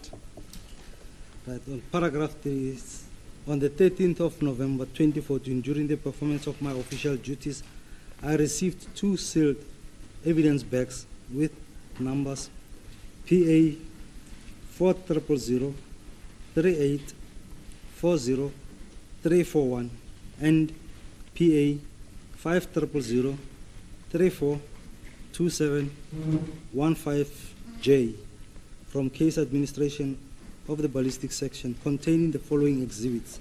Kwathi ngeyi-13 zikaNovember 2014 ngisenza ke umsebenzi wami ngathola ke ama-bags noma-ke amasaka amabili-ke obufakazi ayevaliwe nalama number PA 4003840341 no PA 5003421715J.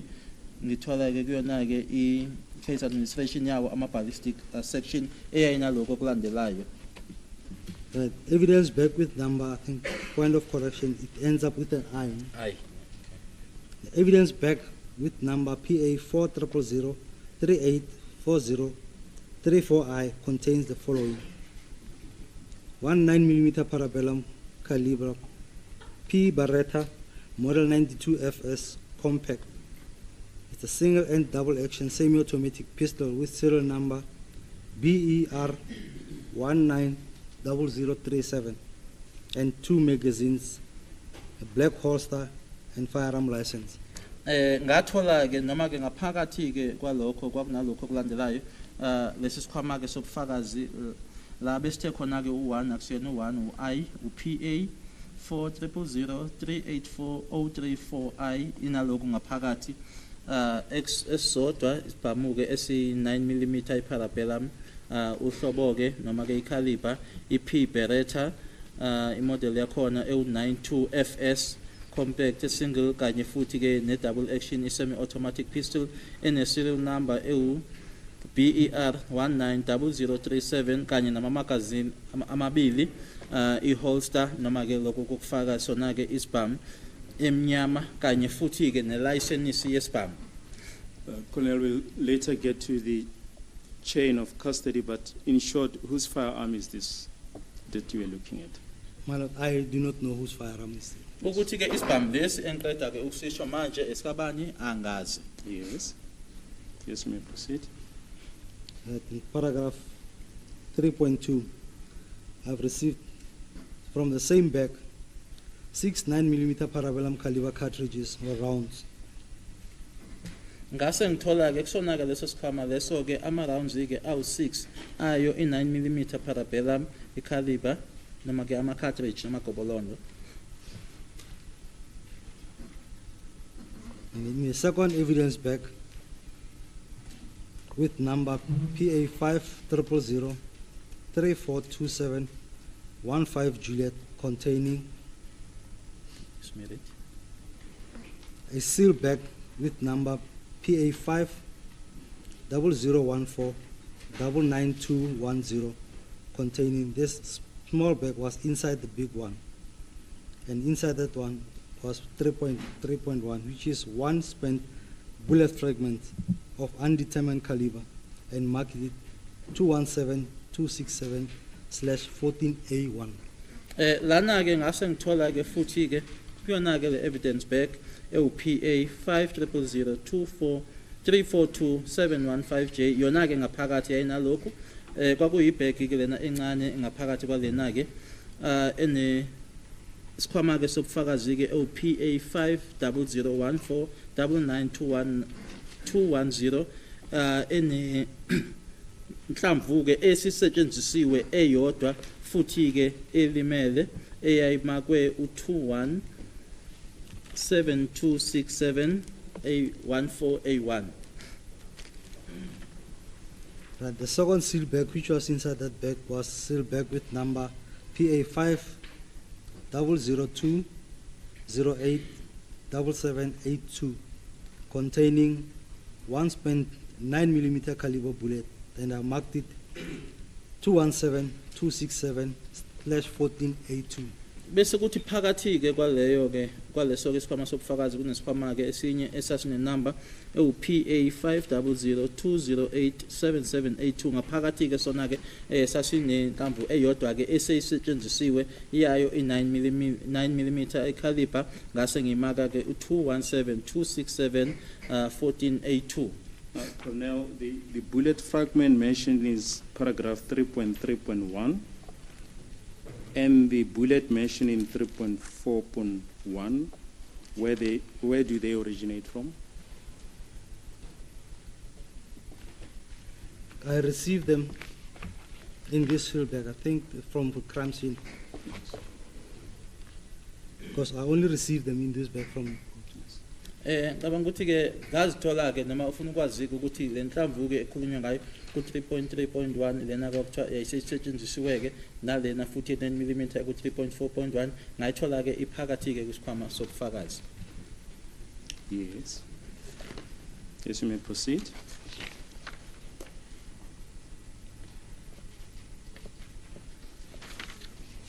You may proceed to Just one paragraph consent. 4.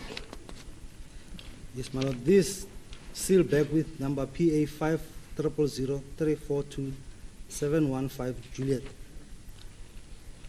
It was brought to the lab by Constable Musia. Le bheki ke noma ke le bheki ke yobufakazi ePA 5000342 yalethwa ke elebhe uConstable Musia.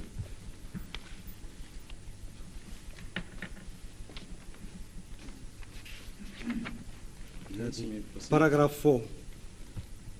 The intention and scope of the forensic examination comprises of the following: firearm mechanism examination and microscopic individualization of fired bullets.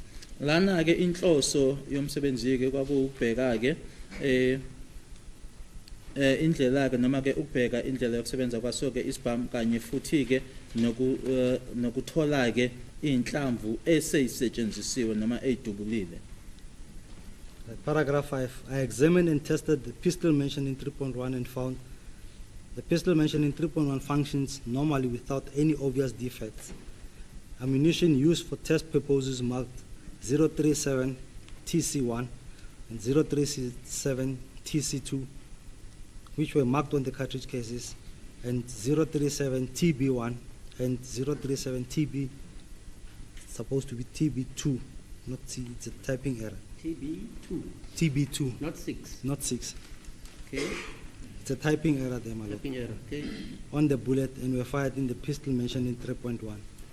Ngase ngihlola ke noma ke ngivivinya sona ke isibhamu noma ipistol leyo echaziwe noma eshiwo ke ku 3.1 ngathola ke ukuthi yona ke ipistol leyo eshiwo ke ku 3.1 isebenza nje kahle ayinankinga enazo nokuthi ke inhlamvu ezisetshenzisiwe ukuthi ke noma ke ukutesta sona ke isibhamu leso zasezimako nanjengo 0370 C1 u0370 C6 kuwona ke amagobolondo lawo ke kanye no 037 TB1 no 037 TB kubhalwe 6 kodwa uthi iphutha ke suppose ukuthi noma kufanele ukuthi 037 TB2 so kwadutshulwa ke kuyona ke ipistol leyo eshiwo ku 3.1.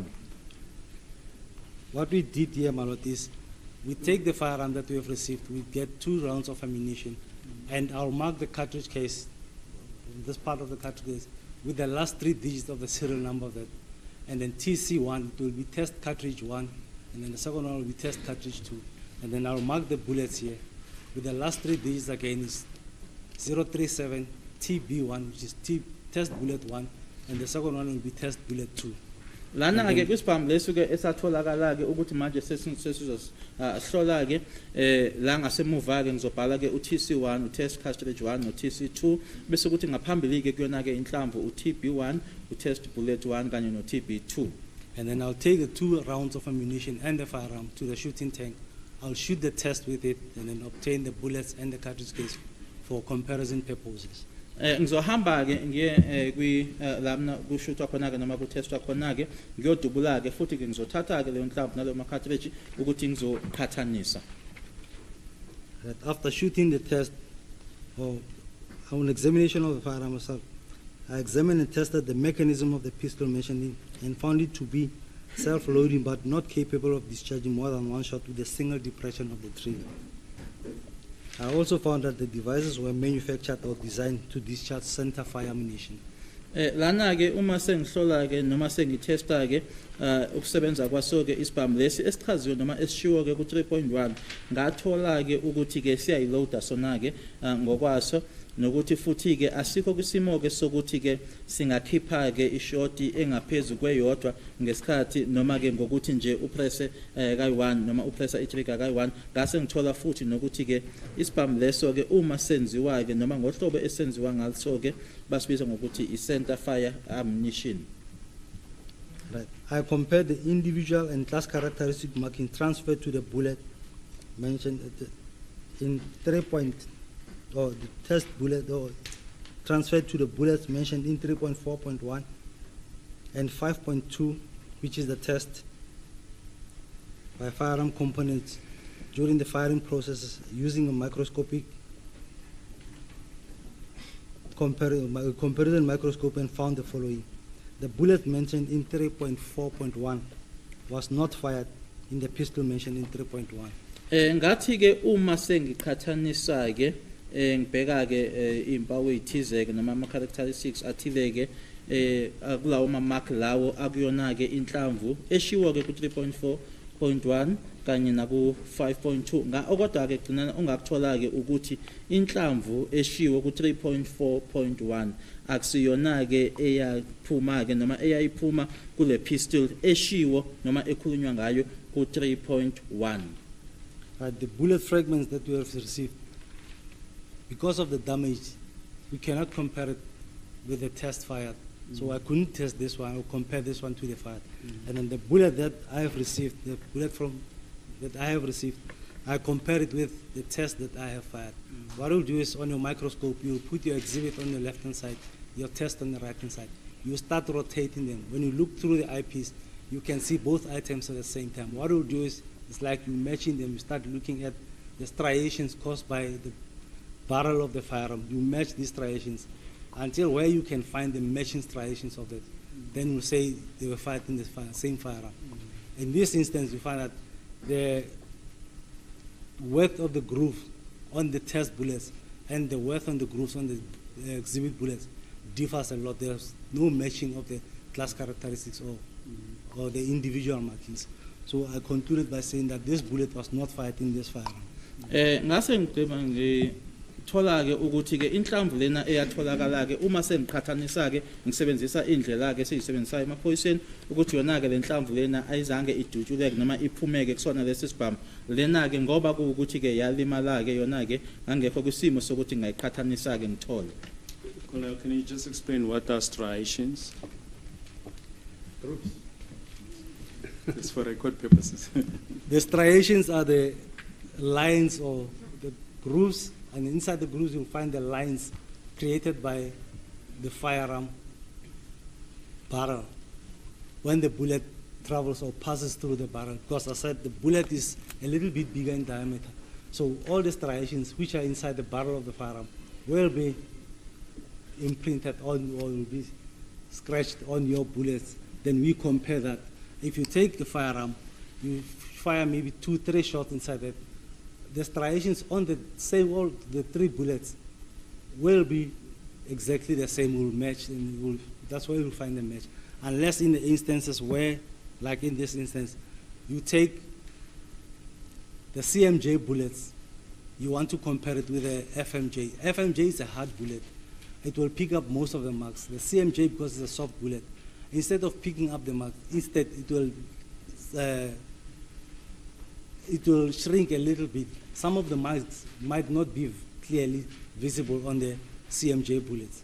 Lana ke kunalama lines ke abangaphakathi ke noma inhlamvu uma isiphuma ke esibhamini ama line lawo ke azosala ke noma azosala kuyona inhlamvu uma iphuma kuyona ibarrel abawabiza ukuthi ke ama striations ilawo asiwabhekayo ke asitshelayo ukuthi ngempela ke lana ke isibhamu esisodwa lesi esidubule khona lapha ke futhi ke nanjengoba ke lama bullet kuma bullet amabili ahlukileke iCMJ CMJ and FMJ enye lena yona ke ngoba ke ithambile yona ke iCMJ lama lines ke wona ke akulula ke ukuthi ungawabona kodwa ke kuyona ke le enye ke uyawabona ke ila siqhathanisa khona suthi impela ke isibhamu esisetshenziswe la isibhamu esisodwa. Well, if we didn't take the normal short adjournment, can we continue? I still fine to continue. I'm still fine, madam. 5 minutes better. Maybe just Okay. 5 minutes. 15 minutes.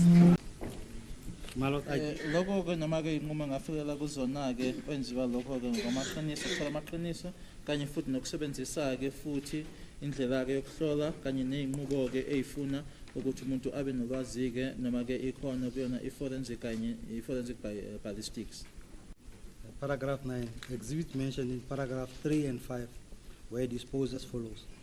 On the 13th of November 2014, the exhibits mentioned in 3.1 and 3.2 were sealed in evidence bag with number PA 4000387497Y and handed over to the case administration section or administration of ballistic section. Can you read the following?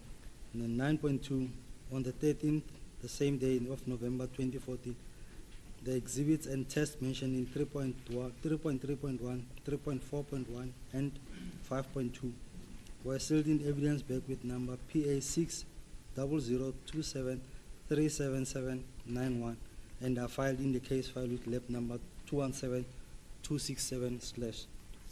Lama exhibits-ke ashiwo ku paragraph 3 kanye no 5-ke kwenziwa lokho kulandelayo nge-13 kaNovember 2014 la achaziwe noma ashiwo ku 3.1 kanye nayo ku 3.2 ase efakwa noma evalwa kuyona kusona-ke isikhwama sobufakazi esu-PA 4000387497Y ase kudluliselwa-ke kuyona i-case administration ya kuyona-ke i-section yama-ballistics ngalelo langa i-13 November 2014 ama-exhibits ashiwo-ke ku 3.3.1 no 3.4.1 kanye no-5.2 afakwa-ke nawo-ke kwisikhwama sobufakazi esinenamba ewu-PA 600273791 ase egcinwa-ke noma efayilwa-ke kuyona-ke i-case file yase-lab enenamba ewu-217267/14.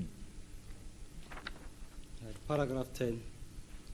During the performance of my official duties, the exhibits and tests mentioned were for the purpose of the examination kept in my custody under lock and key from the 13th of November until on the same day, the 13th of November 2014. Ngasikhathi-ke engangenza umsebenzi wami-ke ama-exhibits lawo kanye-ke nama-test achaziwe-ke ngayo-ke inhloso yokuthi ngihlole-ke ayegcinwe imina-ke ekhiyelwe futhi ngazo i-13 kwaze kwaba yizona-ke i-13 kaNovember 2014. Lieutenant Colonel, you confirm the correctness of your affidavit and stand by it? That's correct, my lord. Kuyiqiniso-ke lokho okubhalwe kule affidavit futhi ngimile-ke kukona. We'll come back to this exhibit regarding the ownership of this firearm. Can you then continue to tell the court as to what happened after this date, the 13th of November 2014, on which your affidavit was commissioned? After the arrest of the accused in May of 2020, My lord, let me get my...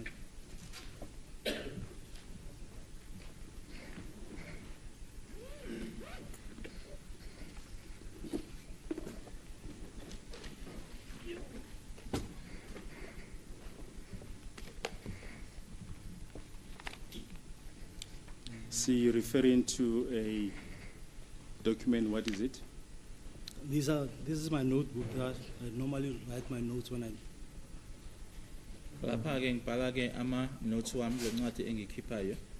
Did you make entries in that notebook? No, I made some notes when I was busy working on. Khona-ke engakubhala-ke lana nkathi-ke ngangibhizi ngisebenza. Yes. And when did you make those notes? I normally make notes on the same day when I have it. Ama-notes-ke ngiwenza ngalelo langa-ke uma nginawo. Do you want to refresh your memory out of the notebook? Yes, my lord. I just want to check the dates. Ngifuna nje ukuthi ngibheke ama-dates lana.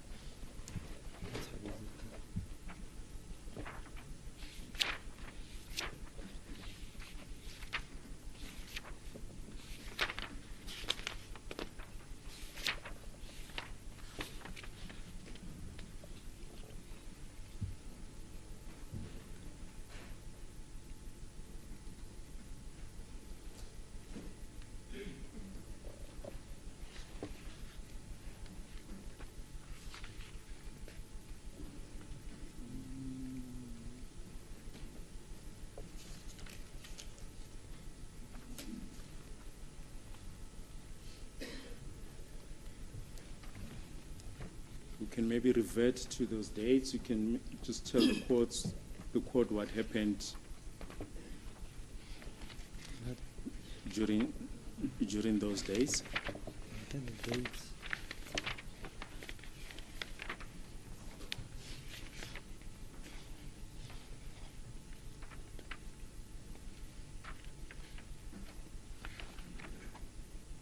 But on the first date, I'll just confirm the date because I had it yesterday.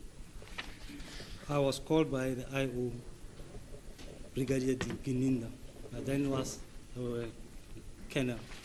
Ngabizwa-ke ngelanga lokuqala ufune ukwazi kumshushu ukuthi kwenzekani-ke ngoMeyi ka-2020 mambasola-ke beboshwa uthi ilanga lokuqala ngabizwa uyena-ke uBrigadier Gininda wayese uKennel ngaleso sikhathi kodwa-ke ama-date ngizobuyela kuwona. He said I must meet him at Sinoville because he want me to assist, to share an idea with him. Of course, if I can determine, if looking at a person, can I determine? Can I just get clarity if that witness will be called? As a court, please, my lord, the witness has hardly said anything. He's the investigating officer. We will be calling him. Maybe that evidence be provisionally allowed.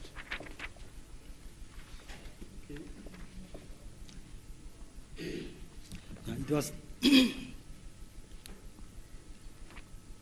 it was on the 1st of June when I was called by the IO. Yes, 1st of June, which year? 2020. Kwakungeyi-1 zika-June 2020 ngathi-ke ngibizwa-ke noma ngishayela ucingo-ke uyena-ke umphenyi waleli cala. What he wanted to know from me is if I look at the bullet trajectory from the crime scene on the bullet that perforated the body of the deceased, and if we have a person of interest, can I be able to determine if the height of this person can allow him to be maybe do exclusively that this can be the person who discharged the firearm. And I said it's not going to be possible to determine exactly because people might be of the same height and can react the same way, or different heights, but I said no, but we'll look into it. Maybe we can determine something.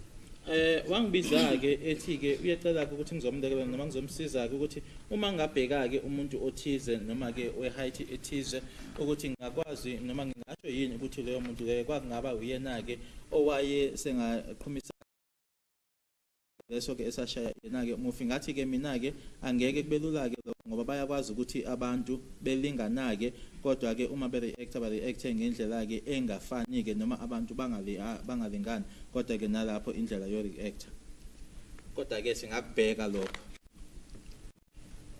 I went to Villa police station where he was. When I arrived there, he told me that you've got the person of interest in the case. If I can look into it, I said, no, let me take the height of the person and take the shoulder level. If a person is shooting from shoulder level, or if a person is shooting from elbow level, can this trajectory be maybe possible? Ngaya-ke e-police station yasevillaria la awaye khona-ke wathi-ke kunomuntu-ke afisa ukuthi-ke ngathi-ke ngambheka-ke loyo muntu ngibheke-ke ukuthi uma mhlambe edubula-ke noma-ke ku-level yehlombe noma ye-shoulder lena-ke iyendololwane. On that day at Villeria police station, I found pointed to me Musi Sibia. Is it Musi or Musi Sibia? Who is accused number 1 in the matter? Ngalelo langa-ke lapho umuntu awamkhomba-ke mina-ke wakhomba-ke umuzi Sibiya owumsolwa wokuqala-ke lapha phambi kwenkantolo. I only took the height of the person and then took the shoulder level. His height was around 1.73 meters. Ngase ngithatha-ke ubude bakhe-ke obabu 1.73 amameter. And then I took the shoulder level, which was around 1.47. Ngase ngithatha-ke nale level-ke yehlombe noma ye-shoulder-ke ekwaku 1.7 meter. And then I took from the elbow level, which was 1.10 meter. Ngase ngithatha-ke nale level-ke yendololwane eku 1.10 amameter. Then I said I'll look into the trajectory that I have on the scene and see if I can determine that. Ngathi ke ngizobheka ke ukuthi ke inike enginayo ke iya kwiscene noma ke ukuhamba kwayo inhlavu ngikubheke ke lokho. Right. On the 17th of June 2020, Kwathi ngeyi-17 zika June 2020 the IO Brigadier Gininda called me again. Wasengishayela ke ucingo noma engibiza futhi ke uBrigadier Gininda. He said he's got a second person of interest who can be a suspect in the matter. Wathi ke kunomuntu wesibili ke naye ke ongaba umsolwa ke kulecala. And the person was at Pretoria North SAPS. Lo muntu loyo ke wasemaphoyiseni ke ePretoria North. And I said, let's do the same exercise to see if we can see the difference between the two people. Ngase ngithi ke asenze ke lokho besikwenzile ke qala la esizobona khona ke umehluko phakathi kwalabantu ababili. I did the same exercise and it was Bongani Sandiso Ntanzi. Ngenza ke lokho ngangikwenzile ngaphambilini manje ke kwakungeyi-17 ke ka June 2020 kwakuwubongani Sandiso Ntanzi. I did the same exercise. I took the height of the, which was 1.86, Ngathatha ke naye ke ubude bakhe kwaku 1.86 and then from shoulder level was 1.55. 1.55. Okay. Uma sengibheka ke ehlombe ke kwaku 1.55 And then the elbow level was 1.19. lana ke kwindololwane kwaku 1.19. Then I looked into the two people because their height are different. I looked into the trajectory, but I said no, it's not going to be possible to determine exactly which one, because people might be of the same height, and then the arm is flexible, it can change direction, can be of any height. So I said no, let's look into something else that maybe can show us or give us direction. Ngase kwenza ke lokho kulabantu ababili ke ngathi ke cha na ke lana ngeke kwazike ngoba ke ingalo ke lena ke iyakwazi ke ukuthi ingaba flexible ke mhlambe ichintshe ke ngase ngithi ke asibheke mhlambe ke kokunye. And Bongani Sandiso Ntanzi, which accused is that? Which accused number 2. Ubongani Sandiso Ntanzi yena ke umsola wesibili. Then I looked into the crime scene photos again. I went through my report, I went through the crime scene photo. But when I was looking, I said, but with bullet hole, shot number 1, which was direct to the tire, where I said the bullet fragmented and the fragment is scattered. I said, if anybody was around that area, it could have been hit by the fragments from this bullet. I said, let's also do another exercise on this to check if we can see any scars or anything that can be related to the fragments on the feet of the persons of interest. Ngase ngithi ke okunye esingakubheka ke nanjengoba kwakunale nhlamvu ke eyayishaye phansi ke kuthayela ngasho ke futhi ukuthi yase ilimala ke ukuthi asibheke ke ukuthi akukho esingakubona yini noma ke ukulimala nje noma yiloko okuncane bengikhulume ngakho ngaphambilini ke kulabantu okhuluma ngabo. On the 30th of June, I went with Colonel Gininda called me while he was in Johannesburg prison to meet him at Johannesburg prison. Kwathi ngeyi-30 zika June 2020 ngaya ke ejele ke lase Johannesburg ngiyohlangana naye ke uKolonel Gininda. And on that one we did the same exercise again, taking the height, the shoulder level and the elbow level, and it was Mthobisi Mncube. Nalapho ke senza lokhu esasikwenzile ke kulabo ababili asekudluleke sibheka ke ubude bakhe noma ubufushane bakhe height yakhe ihlombe kanye futhi ke nendololwane kuleli ke ihlandla kwakuwumthobisi Mncube. And who is accused number 3 in the matter? Okuwumsola wesithathu ke kulecala. Then after I took the measurement, I asked him to take off his shoes and socks. So I just want to check on if I can see anything that can be related to the fragments. Emuva kokuthi ke leyo exercise engiyenzile ke ngase ngimcela ukuthi akhumuleke izicathulo zakhe kanye futhi namasokisi akhe ukubheka njena ke ukuthi akukho yini engakubona kuyena. Right, when I started checking on his leg, he himself said to me that when he was young, he used to play soccer, he used to play on the field. No, the scars that I see on the legs will be from his childhood. Kodwa ke ngathi nje uma ngizokwenza lokho ngizombheka ke wasengitshela yena ke mathupha ukuthi ke nkathi esemncane ke wayevamise ukuthi adlale ibhola futhi ke ukulimala engizokubona ke kuyena konyaweni ke kwakungenkathi esemncane esathanda ukudlala ibhola. And from them, because I didn't tell him that what was I looking for, but from what he told me, I realized that this might be the person of interest. Because how did he know that I was looking for scars on the legs? Kulokho awangitshela kona ngoba kwakuwukuthi mina ke akunalutho nje engakusho kuyena ukuthi ngizobhekana noma yini ke lena engiyifunayo ke ngokuthi nje wena wayikhulumela ilokho ke okwangisolisaka ukuthi mhlambe kungawuyena ke lo muntu ubese wazi kanjani ukuthi yini ebengifuna ukuthi ngiyibheke. And I think before after Nube, Colonel Gininda called me again. He said there's another person of interest who was at Kalakabusha prison in Mpangeni. Emuva kwakhe ke uMncube waphinde wangibiza futhi ke uBrigadier Gininda ethi ukhona ke futhi omunye umuntu owayeseqala kabusha ejele laseqala kabusha eMpangeni. Just before you proceed, now did you take any measurements of accused number 3? I did took the measurements first before I could ask him to take off the shoes. Ngaqale futhi ke umsolo wakhe wesithathu lapha ngempangeni ngaphambi kokuthi ngimcela ukuthi akhumule izicathulo zakhe ngameasure ke. And his height was 1.63. Height yakhe kwaku 1.63. And from shoulder level was 1.38. La ehlombe ke ku 1.38. And then the elbow was 1.06. Futhi ke indololwane yona kwaku 1.06. And then on the 1st of July 2020, we went to Kalakabusha prison. Kwathi ngeyi1 zika July 2020 saya ke ejele laseqala kabusha. And there it was Fisokuhle Ntuli. Lapho ke umsola kwaku uFisokuhle Ntuli. When Which accused is that? which is accused number 5. Okuwumsola wesihlanu ke phambi kwenkantolo. When we requested him to allow us to take, and he refused completely. He said he doesn't want to do that. He's not going to do it, and he refused. We left him there. Yena ke wala nje wanqaba nje na ke uma sesemcela ke ukuthi ke asikwenzeke lokho wanqaba nje wathi cha sase simiyeka lapho ke.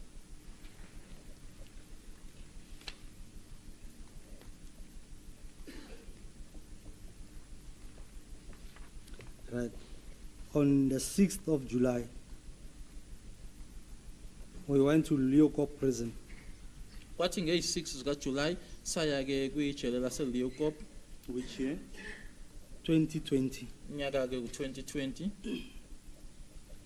At Leeuwkop, it was Mthokoziseni Mapisa. Khona lapho ke eLeeuwkop kwakuwumthokoziseni Mapisa. Yes, which accused? Which is accused number 4. Umsola wesine. With accused number 4, we did the same exercise, Nakuyena taking the measurements and the height, the shoulder level and the elbow level. nakuyena ke senza ke leyo exercise leyo ke la sithatha khona ke height yakhe ihlombe lakhe ke kanye futhi ke nendololwane. His height was 1.79, I-height yakhe kwaku 1.79, the shoulder was 1.48, ihlombe ke ku 1.48 and then the elbow was 1.18. kanye ke indololwane ku 1.18. I also asked him to take off the shoes and the socks so I can check it, and he did that. I checked, but I couldn't see anything. Naye ke ngamcela ukuthi akhumuleke amasokisi akhe ke kanye futhi ke nezicathulo zakhe ke wakwenza lokho kuyena angizange ngibone lutho. Just a minute.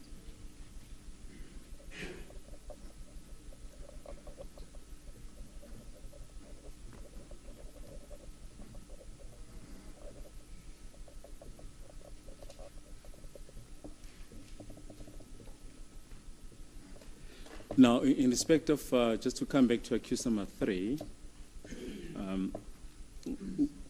did he take off his shoes and socks? Accused number 3? 3, yes. Yes, he did. Yes. Umsolo wesithathu ke izicathulo zakhe namasokisi akhe yebo wakuphumula. And what were your observations? I couldn't see anything also on that. Nakuyena ke angizange ngibone lutho.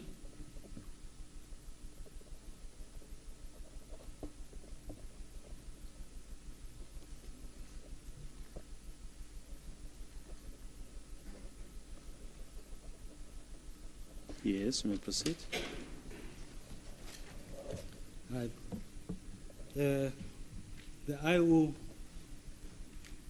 Brigadier Gininda, called me, said, accused number 3 has been arrested for Yes, murder. you don't need to mention what he's been arrested for, yes. So he said, He made a report to you about his arrest. he made a report to me about his arrest, and he said, there's a firearm that was recovered from accused number 3. Can I check the firearm if it's not linked to our case? Brigadier Gininda wasengibiza-ke ngitshela-ke futhi ukuthi-ke umsolo wesithathu-ke uboshiwe nokuthi-ke kunesibhamu-ke esitholakele kuyena ngeza yini ngizobheka-ke ukuthi leso sibhamu leso asihlanganiswa yini naleli cala lethu. When did he call you?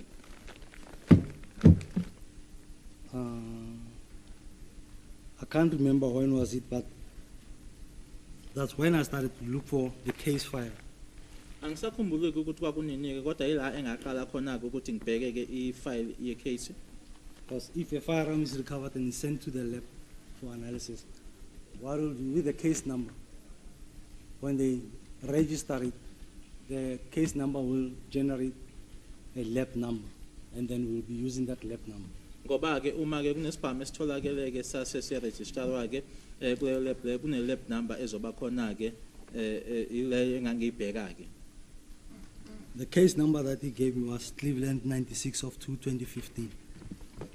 Cleveland, sorry, 96/2/2015, case number ke leyo anginika yona. But when I checked the case number on the system, it gave me the lab number, which is 34369. Kodwa-ke uma sengiyibheka-ke yanginikeza-ke i-lab number eku-34369 Stroke 15. 15.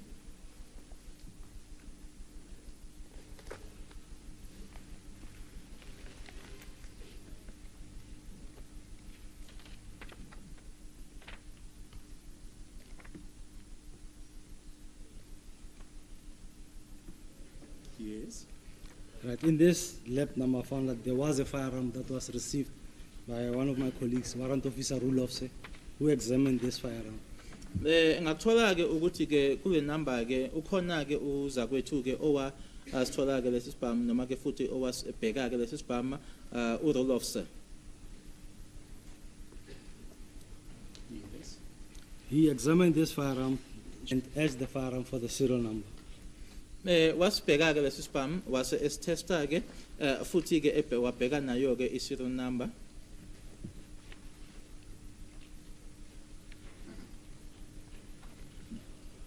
Did Warrant Officer Rulofse make an affidavit regarding his findings?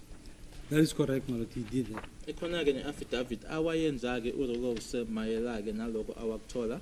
I just want to show a document that has been handed up as Exhibit X in brackets 13D.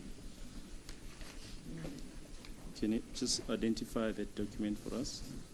That's correct. You've got it.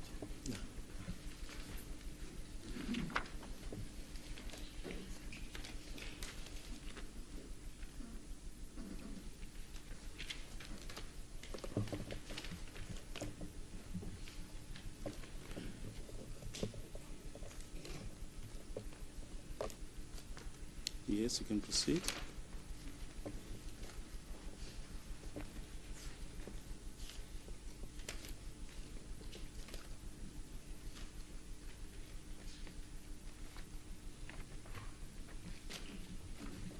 During his examination of the firearm, he shot the test in this firearm, and the tests were kept in the case file that I'm having. Uma-ke lesibhamu esesibheka-ke yena-ke uRolofse wayenza-ke i-test futhi-ke lawo ma-test lawo agcinwa-ke.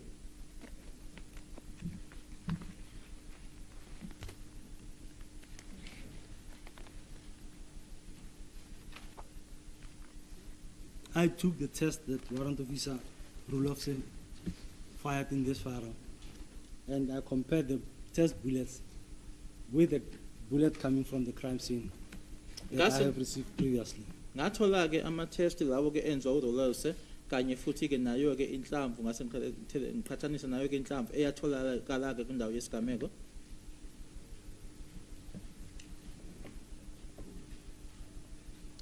Yes, maybe just if you can just briefly refer to the affidavit of rule officer, Exhibit X13 in brackets D. What are you calling rule officer? Well, it's common cause between the state and the defense, my lord. But if it's necessary, we will call What's him. common cause? As a court pleases, we will call him, my lord. You mean you had agreed with the defense? Yeah, well, Common cause, it means it's agreement. yes. Well, it's fine, my lord. We will call rule officer should the need Okay, arise. Yes. Yes. You can just refer to paragraph 3 of Exhibit 13D. 13B. 13D. I don't have it. There's the one that we handed up just this morning, my lord. Oh, is this the one? Yes. This is A. This is E1. It's fine. We do Yeah. have a spare copy. You have a copy there.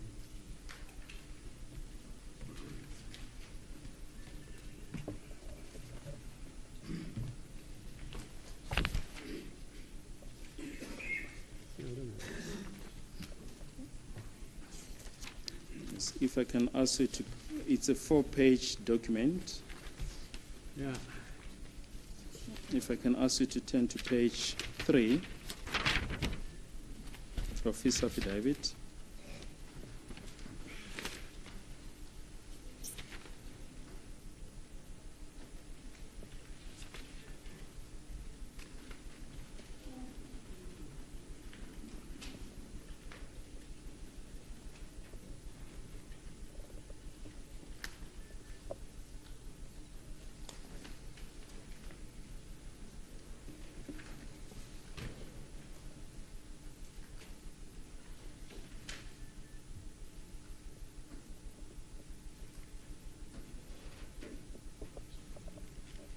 Yes, you can proceed.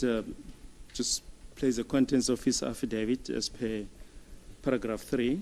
In paragraph 3, I stated that on the 13th of February 2015, during the performance of my official duties, I received a seal bag with number FSE 385083 from Case Administration of Ballistic Section containing the following exhibit.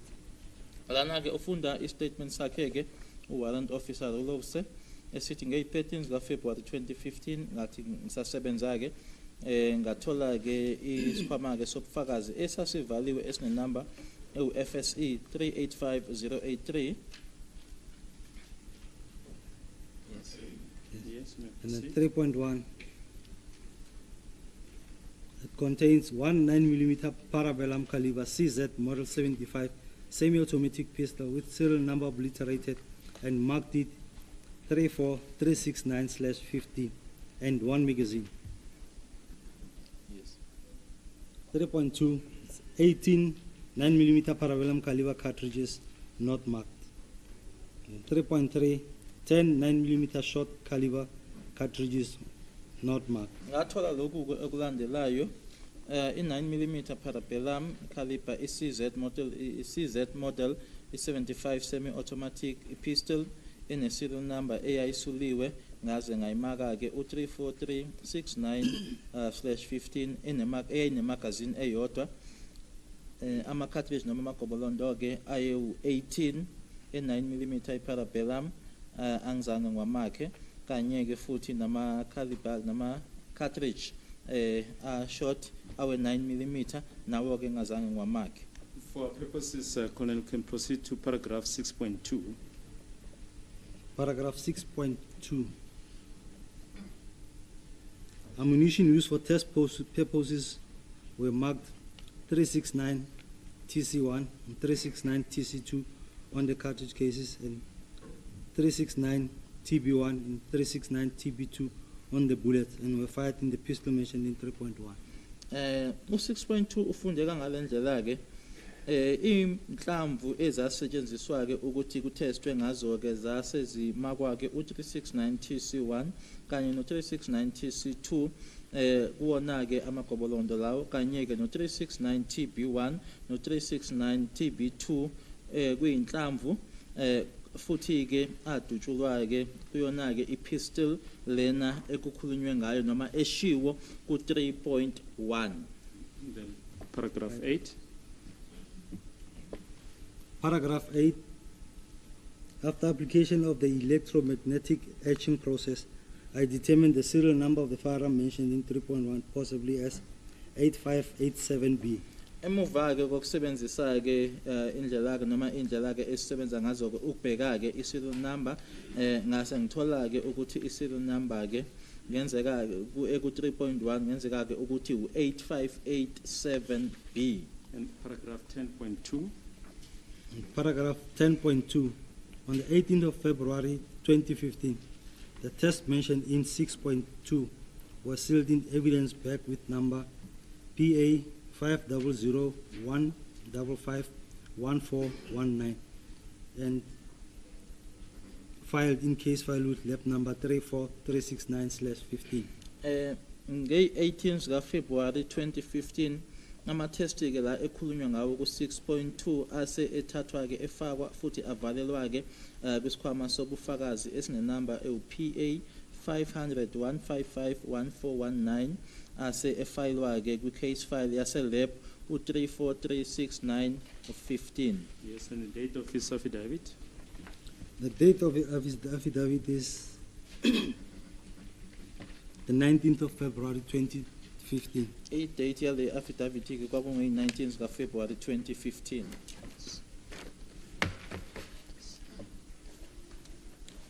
We can then proceed to your affidavit as per Exhibit X in brackets 13 in bracket C.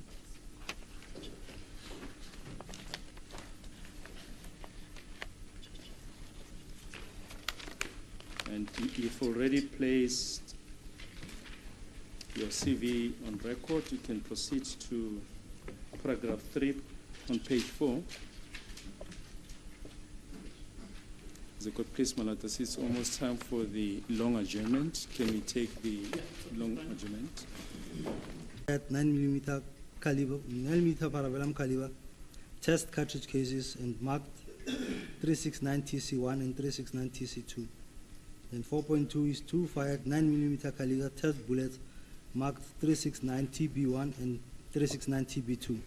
Kwathi ngalelo langa ke ngase ngivula ke isikhwama ke sobufakazi esasivaliwe esinenamba ewu-PA 60015333799 esasimakwe ke uCleveland case 9602 ka-2015 ngathola ke ku-case file ulab 3436915 ku-Cleveland case 960215 ngaphakathi ke kwakunalokho okulandelayo ama-cartridge noma amagoblondo amabili ke attestwa ke ayesedutshuliwe e-9mm i-parabellum amakwe u-369 TC1 no-369 TC2 kanye ke ney'nhlamvu ey'mbili ey'dutshuliwe ke ekwakutestwa ngazo nazo eza-9mm zamakwa u-369 TB1 no-369 TB2. Now, the bullet tests mentioned in 4.2, where do they come from? The two bullet tests marked 369 TB1 and 369 TB2 are the two test bullets which were fired by Warrant Officer Rule Officer under Cleveland case 96 of 2015 with a firearm that was received, the CZ75, that was marked 217267/14. Lana ke lama bullets amabili ke noma le nhlamvu embili zokutesta ke u-369 TB1 no-369 TB2 yilezi ke ezasetshenziswa uyena ke uLolse etesta ngazo kusona ke isibhamu lesu ke esasitholakele ke sase-Cleveland.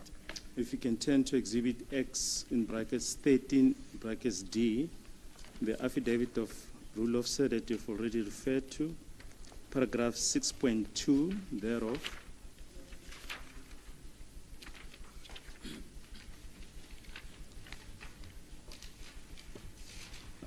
Are those the fired bullets you're referring to? Paragraph 6.2.